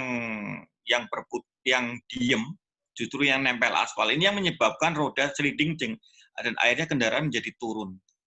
Dan ini saya perhatikan juga pada beberapa kasus seperti di Sitinjau Laik itu saya perhatikan kendaraan-kendaraan yang udah mau naik turun lagi, bahkan sampai bergetar dia mengalami sliding seperti itu. Sehingga saya sarankan pada saat itu ke Pertamina, Bapak harus memasukkan dalam buku volume 1 penggunaan roda penggerak ganda 64 untuk kondisi rute-rute traik-traik yang konturnya adalah naik turun tadi, berbukit. Contoh Samarinda Bontang, saya sarankan Bapak Ibu menggunakan roda penggerak ganda 64, jangan menggunakan roda penggerak tunggal 62. Kenapa? Karena tadi tikungannya bentuknya adalah seperti berkali-kali berkelok ini, dia harus turun, nanjak lagi, sementara jalannya kerataannya nggak sama. Roughness-nya nggak pernah diaudit. Nah, ini menyebabkan kendaraan kalau menggunakan gigi rendah, dia nggak akan punya momen untuk naik, Pak. Nanjaknya nggak mampu. Karena rodanya sliding, akhirnya turun lagi dia. Nah, pada saat turun lagi ini yang seringkali pengemudi harus waspada di sini. Otomatis akhirnya sebagian besar pengemudi kalau melalui jalan itu, dia menggunakan gigi tinggi untuk nyari gaya mengayun nanjak. Jadi untuk kasus Bapak yang tadi, pertama kalau pada saat Bapak udah nanjak, turun lagi, ya pertahankan pakai gigi torsi yang maksimal tadi. Tetap turun. Rem tetap dimanfaatkan. Tapi kalau saya sarankan, kalau Bapak punya armada, kemudian Bapak akan rutenya Bapak tetap dan melalui jalan-jalan yang berbukit seperti itu, sebaiknya Bapak gunakan jenis kendaraan dengan roda penggerak ganda tadi, karena kemungkinan slip atau sliding tadi adalah sangat besar. Dan kalau kita bicara torsi, sebenarnya torsinya mampu, hanya masalahnya tadi di rodanya tadi, Pak. Mungkin itu yang bisa kami sampaikan. Oke. Berikutnya ada Bapak Firmansyah. Silakan Pak Firmansyah. Pak Firmansyah. Terima kasih. Ya, silakan. Mas, bagus. Selamat siang Pak Wildan. Gimana kabarnya? Ya, saya mau bertanyakan tentang perihal SOP pengereman yang baik itu seperti apa Pak ketika armada baik bus maupun truk melakukan penurunan di turunan. Itu yang pertama. Yang kedua, perihal pemasangan kampas rem. Itu apakah memang ada perbedaan sangat signifikan terhadap pemasangan yang secara manual dengan pemasangan pakai sistem press itu, Pak? Kalau memang ada yang seperti apa contoh-contohnya yang manual itu kasus-kasusnya memang ada kecelakaannya seperti apa? Itu terima kasih, Pak. Baik, Pak. Terima kasih. Jadi untuk SOP-nya, Pak, prosedurnya untuk bis sama truk pada saat akan melalui turunan, pertama, Pak, pindahkan ke gigi rendah. Pindahkan ke gigi rendah bukan pada saat menurun, tapi sebelum memasuki turunan. Jadi dia jangan sampai udah di turunan, dia masukkan gigi rendah. Nanti karena dia nggak akan mungkin bisa memindahkan. Sinkronisnya nggak akan bisa mengantisipasi, nggak akan bisa mengakomodasi hal itu. Jadi sebelum dia memasuki turunan, pindahkan gigi rendah. Karena pada saat gigi rendah, maka dia exhaust brake, engine brake akan bekerja maksimal. Kalau dia sudah memiliki retarder, maka manfaatkan retardernya. Nah, di sini kuncinya adalah tadi, memainkan V, kecepatan kendaraan. Kalau kecepatan kendaraan itu menjadi kecil, maka energi kalori yang dihasilkan menjadi kecil. Jadi kalau yang pertama, Pak, ketinggian itu nggak bisa diapa-apain, Pak. Ya, udah turunan, udah panjang, udah gitu, ya udah kita hadapi aja. Yang kedua, massa. Bapak ada upaya nih. Upayanya apa? Jangan muat berlebih. Dan yang ketiga ini ada di tangan pengemudi, yaitu mengendalikan kecepatan. Kecepatannya harus kecil.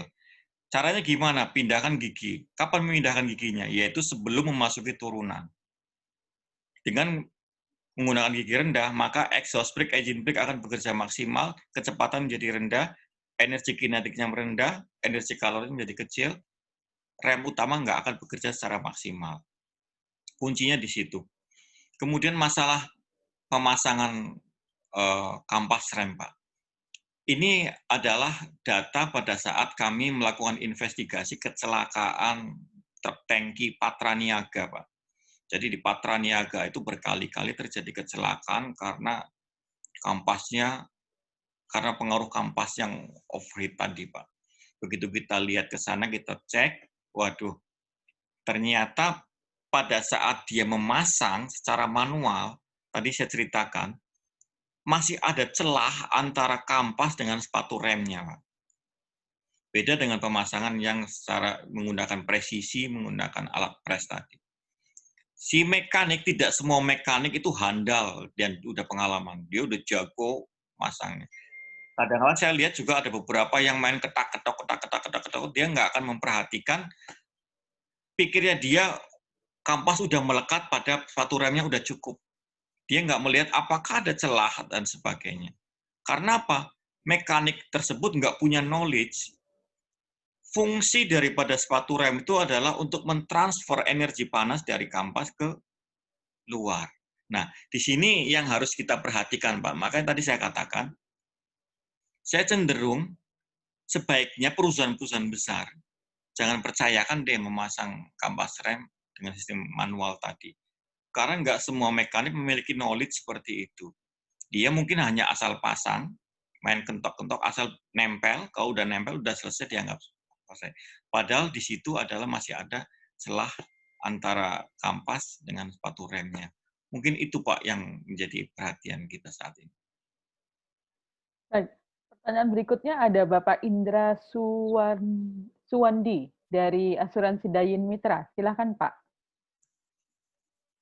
Pak Indra. Iya, Pak Wildan, selamat sore, Pak. Sore. Pak, kalau mau ngecek yang minyak rem itu, selain alat itu, kemana ya, Pak, bisanya, Pak? Kemana? Iya, labnya begitu ya. Ke lab atau kemana gitu, Pak?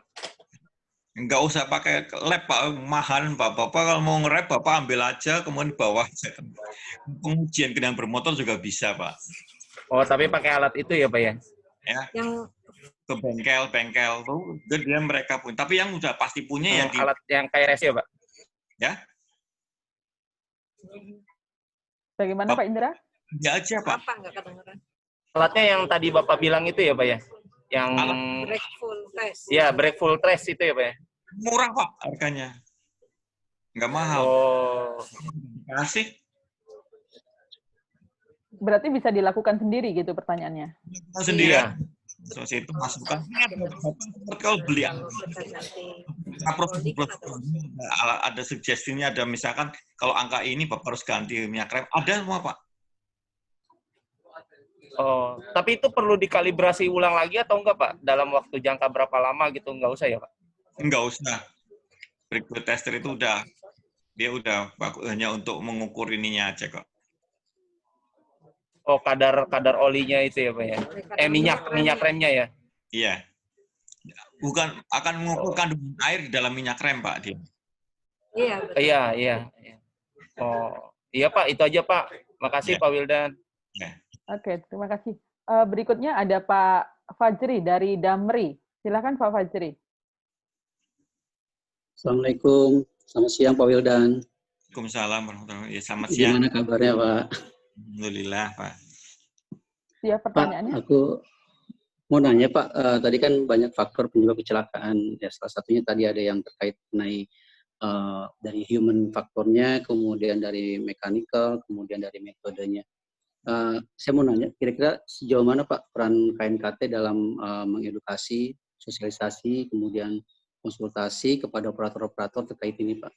Apakah hanya sebatas investigasi saja atau memang ada nanti peran khusus KNKT untuk mengedukasi kami di operator ini? Terima kasih Pak Wildan, itu aja. Baik, terima kasih.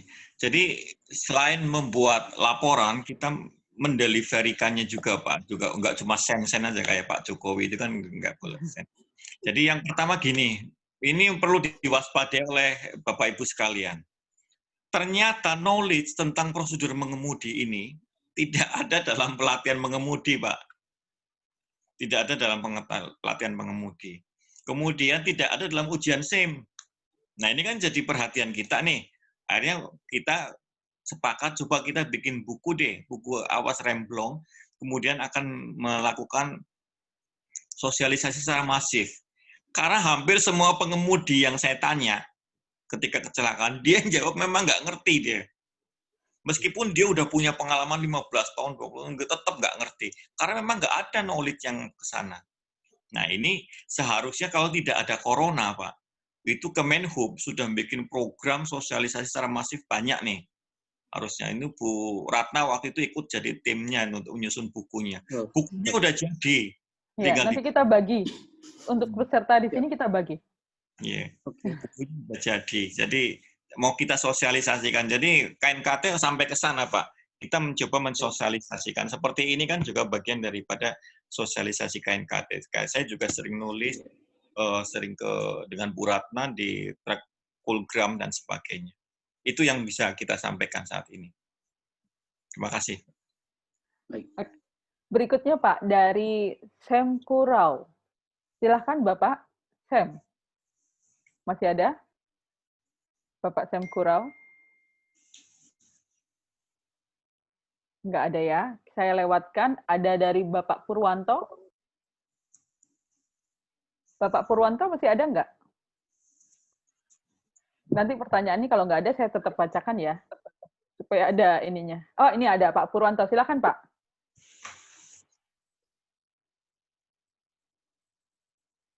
Bapak? Suaranya belum masuk deh.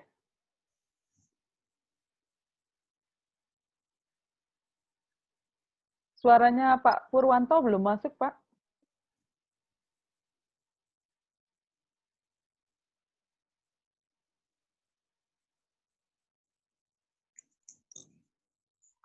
Nggak masuk ya. Pertanyaannya Pak Purwanto begini, apa yang mempengaruhi kampas rem itu tidak cepat aus, tetapi seperti sepatu rem mengkilat, klang, tidak menipis, dan rem jadi tidak maksimal? Itu pertanyaannya Pak.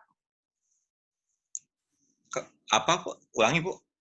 Apa yang mempengaruhi kampas rem itu tidak cepat aus, tetapi seperti sepatu rem mengkilat, tidak menipis, dan rem jadi tidak maksimal?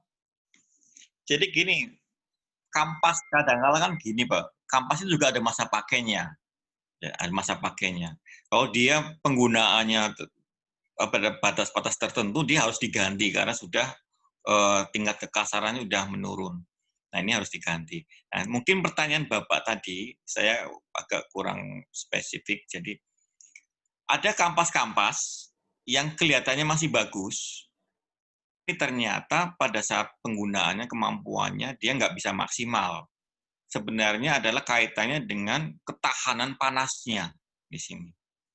Tadi saya jelaskan dari awal, kampas ini memiliki ketahanan panas yang berbeda. Ketahanan panas ini adalah bagaimana dia mentransfer panas dari dirinya, sepatu remnya tadi.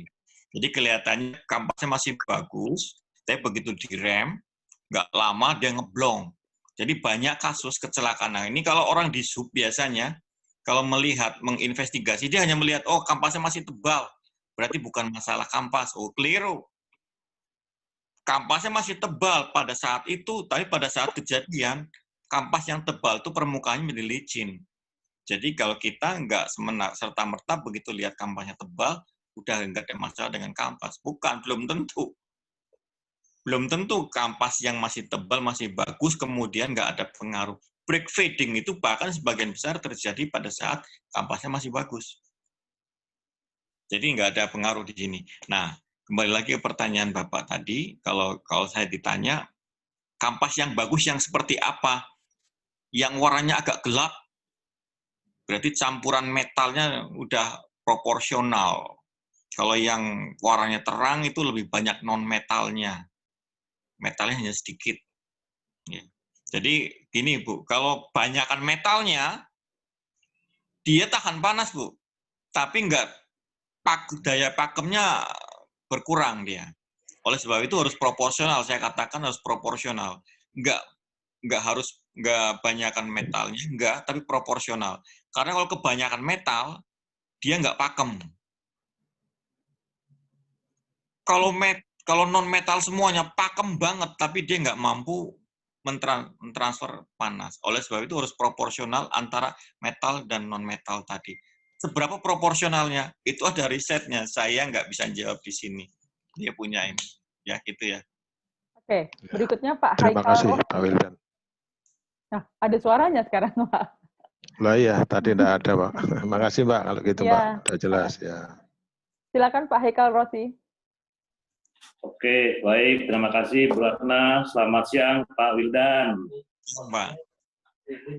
Saya sebenarnya tadi sebenarnya udah diwakili kawan-kawan semua, udah terjawab semua yang mau saya tanyakan ke Pak Wildan. Tadi saya menanyakan ke Bu Ratna bahwa apakah pengereman bisa didahulukan, tapi tadi sudah dijelaskan semua bahwa tadi yang saya dapat begini, tolong dikoreksi Pak.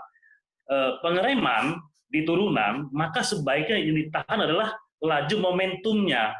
Jangan di tengah-tengah baru mau dipotong. Begitu Pak Wildan. Betul. Siap, terima kasih Pak Wildan. Saya tercerahkan hari ini. Terima kasih banyak. Oke, selanjutnya Bapak Nur Maulana. Bapak Nur Maulana. Masih ada nih harusnya. Nggak berfungsi mic-nya. Iya, saya bacakan aja ya. Dari materi yang disampaikan dan beberapa hasil investigasi, rata-rata karena faktor eksternal, part, tidak ori, modifikasi, atau human error, di mana sebenarnya problem tersebut bisa diminimalisir dengan preventive action. Pertanyaannya, apakah KNKT pernah melakukan sebuah rekomendasi atau membuat sebuah buku guidance terkait cara pemakaian di beberapa kondisi yang dapat menyebabkan problem? Jika sudah, apakah kami diperkenankan mengambil referensi tersebut untuk digunakan di lapangan? Bu, ulangi lagi, Bu. Putus-putus tadi, nggak jelas, Bu. Oke, pertanyaannya gini, Pak. Apakah KNKT pernah melakukan sebuah rekomendasi atau membuat sebuah buku petunjuk terkait cara pemakaian di beberapa kondisi yang dapat menyebabkan problem? Jika sudah, apakah kami diperkenankan untuk mengambil referensi tersebut untuk digunakan di lapangan? Baik, terima kasih. Jadi memang tugas daripada KNKT adalah untuk menemukan risk atau hazard yang menyebabkan terjadinya kecelakaan tadi. Jadi ada beberapa hal yang kita kenali. Yang pertama ya adalah kesalahan prosedur pengemudi. Jadi beberapa kejadian Cipularang, FO Kretek, DIY Kambas, dan sebagainya, itu semuanya adalah kesalahan prosedur mengemudi. Yang kedua adalah masalah kebocoran-kebocoran, tadi yang di Emen, yang di Lembang, dan sebagainya. Ini adalah masalah malfunction pada sistem remnya. Ketiga, yang masalah minyak rem yang memiliki kandungan air yang cukup banyak. Ini yang di Pasuruan, sehingga kita membuat rekomendasi agar jangan sampai mengisi ulang, tapi harus mengganti. Yang keempat adalah masalah penggunaan roda penggerak ganda. Jadi kalau ada bus atau truk yang rute tetapnya adalah jalan yang berbukit, Bapak Ibu harus perhatikan pada jalan-jalan seperti itu, roughness-nya, kerataannya belum tentu sama. Dan ini berpotensi kendaraan kalau menggunakan torsi rendah, dia akan sliding, dia nggak akan mampu nanjak, dia nggak akan turun lagi. Oleh sebab itu, kalau untuk jalan-jalan seperti itu, gunakan kendaraan yang dengan roda penggerak ganda. Nah, itu semua ada di rekomendasi-rekomendasi kami, dan kami sampaikan ke para pemangku kepentingan. Dan pada program tahun 2020 ini, nanti kita akan sosialisasikan itu secara masif dengan menggunakan anggaran dari Direktorat Jenderal Perhubungan Darat. Artinya kalau gini Pak, rekomendasi KNKT itu digunakan oleh pemerintah untuk memperbaiki regulasi, memperbaiki standar, dan sebagainya. Ini adalah menjadi referensi untuk Bapak Ibu juga, untuk para operator dan sebagainya. Silakan. Memang inilah tujuan KNKT dibentuk untuk memperbaiki ini. Mungkin itu yang bisa kita sampaikan. Baik, berikutnya ada Pak Naga Iskandar. Silakan Pak Naga.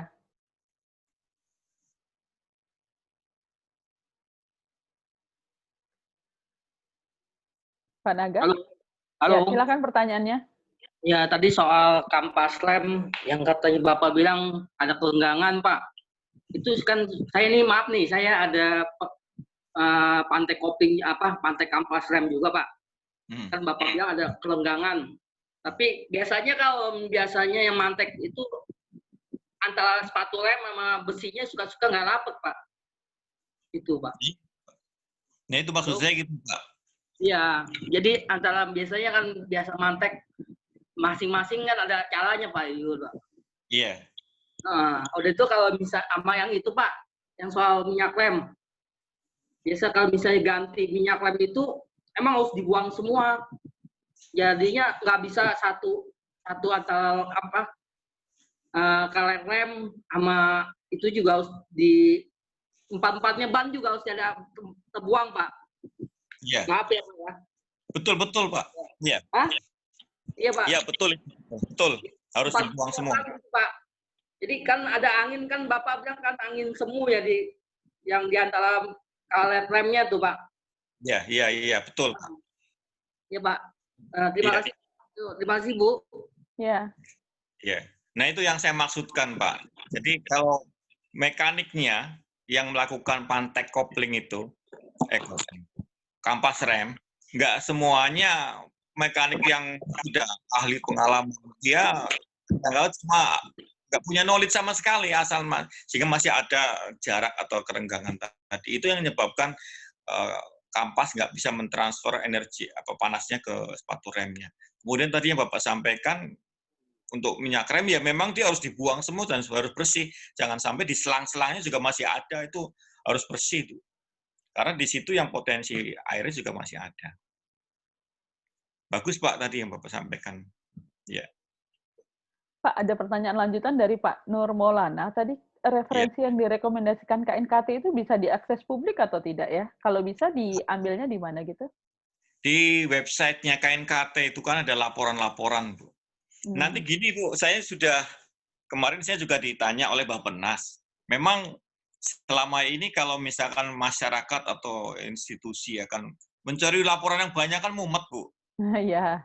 Lagi saya mau bikin ini aja, mau bikin list, daftar, rekomendasi terkait ini apa terkait. Jadi si masyarakat ataupun ini nggak perlu harus buka-buka laporan yang banyak-banyak. Nanti lagi kita buat, Bu. Oke, berarti kita bisa dapat aksesnya itu ya Pak ya, nanti ya? Pasti itu, Bu. Oke, ini ada pertanyaan dari Sikit Andri, Pak. Bagaimana cara mengetahui minyak rem apakah sudah pernah mengalami vapor lock sehingga berisiko terjadi rem blong? Vapor lock itu adalah pada saat, jadi gini, vapor lock itu adalah fenomena di mana minyak rem itu mendidih. Jadi setelah air minyak rem itu mendidih, dingin lagi, nah dicek aja pakai brake fluid tester. Kalau air minyak rem mendidih, berarti masih memiliki kandungan air di atas, katakanlah tadi saya katakan ada 3% kandungan air aja bisa menurunkan titik didihnya sampai 50%. Jadi yang dilihat di sini adalah bukan dia pernah mengalami vapor lock atau enggak, tapi dicek aja minyak remnya, kandungan airnya seberapa. Kalau dia menurut alat brake fluid tester itu kandungan airnya sudah melampaui dan harus diganti, ya minyak remnya diganti aja. Itu aja. Jadi kalau vapor lock itu adalah fenomena mendidih kayak orang rebus air, Bu. Kalau ngerebus air, mendidih habis itu selesai kan dingin ya dingin lagi, nggak ada masalah. Jadi nggak ada bekasnya antara air yang udah mendidih atau enggak. Oke.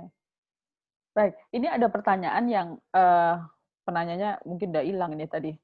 Berapa kecepatan yang aman untuk mampu ditoleransi oleh rem untuk kondisi turunan yang kita tenggarai curam dan lain panjang? Di sini tadi saya sebutkan permasalahannya adalah panjang turunan. Kalau turunannya nggak terlalu panjang, sebenarnya nggak begitu masalah. Rem itu mampu. Yang jadi bahaya adalah panjang turunan. Makanya pada saat sekarang ini di IRAP, International Road Assessment Program, itu ditentukan setiap panjang 1,5 kilometer turunan itu harus disediakan jalur penyelamat. Karena ketika kendaraan meluncur 1,5 kilometer, dia potensi brake feeding-nya tinggi.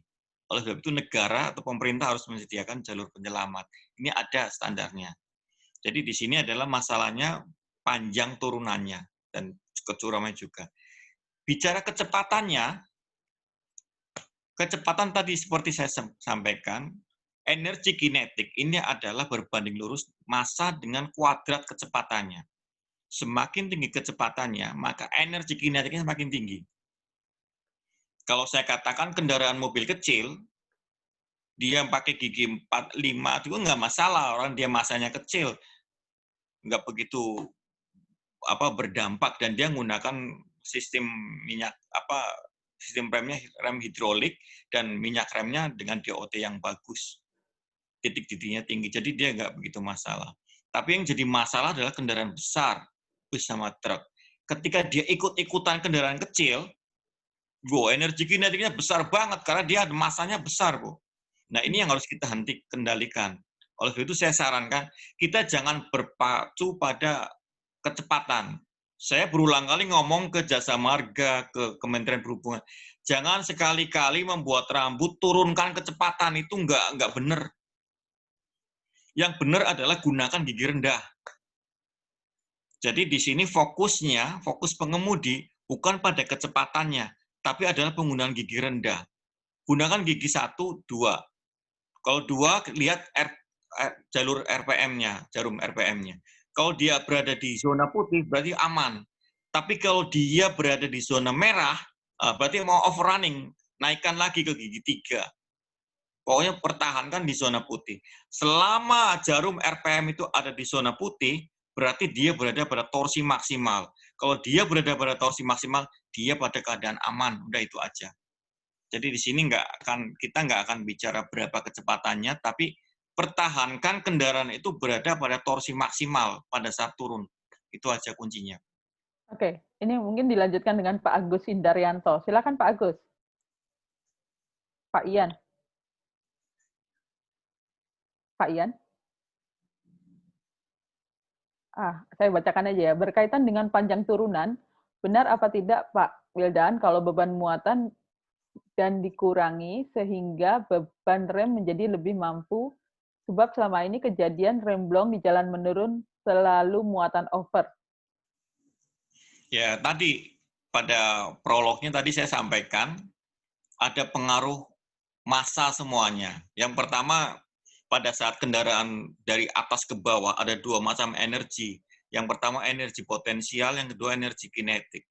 Energi potensial ada pengaruh massa.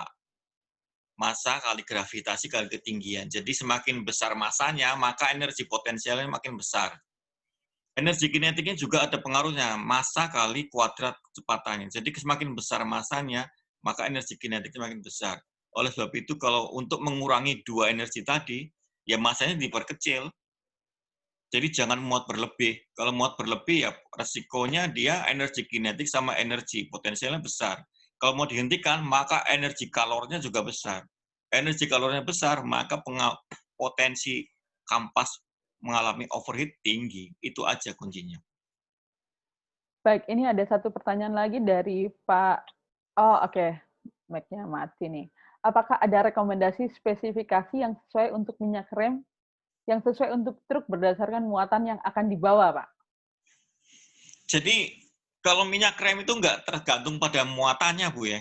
Jadi kalau minyak rem itu tiap APM itu udah punya ini sendiri-sendiri. Dia pakai DOT berapa. Dia gunakanlah sesuai dengan rekomendasi yang ada di APM. Jadi di sini nggak ada bahwa kalau muat barang ini pakai minyak rem. Enggak. Mau pakai apa aja, ya sesuai rekomendasi APM, kamu pakai minyak rem apa, gunakanlah sesuai itu. Dia pasti yang paling bagus. Karena dia udah menggunakan risetnya. Jadi saran saya di sini, gunakan minyak rem sesuai rekomendasi yang APM dimaksud. Oke, apakah ada yang mau bertanya lagi? Bisa raise hand di tombol. Karena pertanyaan di room chat sudah habis ini. Tidak ada ya? Oke, kalau gitu saya akhirin nih online training Truck Mac Learning hari ini. Kita masih ada sesi berikutnya besok. Saya terima kasih dulu kepada Pak Wildan yang sudah mengisi Coolgram hari ini. Terima kasih sudah meluangkan waktu. Pak Wildan ini rajin sekali loh. Sering menjadi narasumber juga di acara Telegram Truck Mac. Jadi Truck Mac memiliki grup Telegram yang kita selalu diskusi berbagai hal tentang transportasi, supply chain, dan logistik. Jangan lupa gabung, nanti saya share di grup peserta hari ini. Dan terima kasih juga kepada Bapak Ibu yang sudah meluangkan waktu untuk mengikuti hari ini. Besok ada sesi khusus yang perlu diikutin karena itu mengenali dan mencegah infeksi menular seksual. Beda nih ya topiknya, tapi ini penting bagi sopir truk, bagi kita, dan bagi seluruh staf di perusahaan, Bapak Ibu. Sekali lagi terima kasih, sampai bertemu di Truck Make Learning berikutnya. Terima kasih. Pak Wildan. Terima kasih Bapak Ibu. Terima kasih. Pak Wildan, Bu Ratna. Terima kasih Pak Wildan, Mbak Ratna, dan tim Truk Magazine. Kayak gitu, tapi kan aku nggak tahu. Terima kasih Pak Wildan, Bu Ratna, atas sharing materinya. Iya.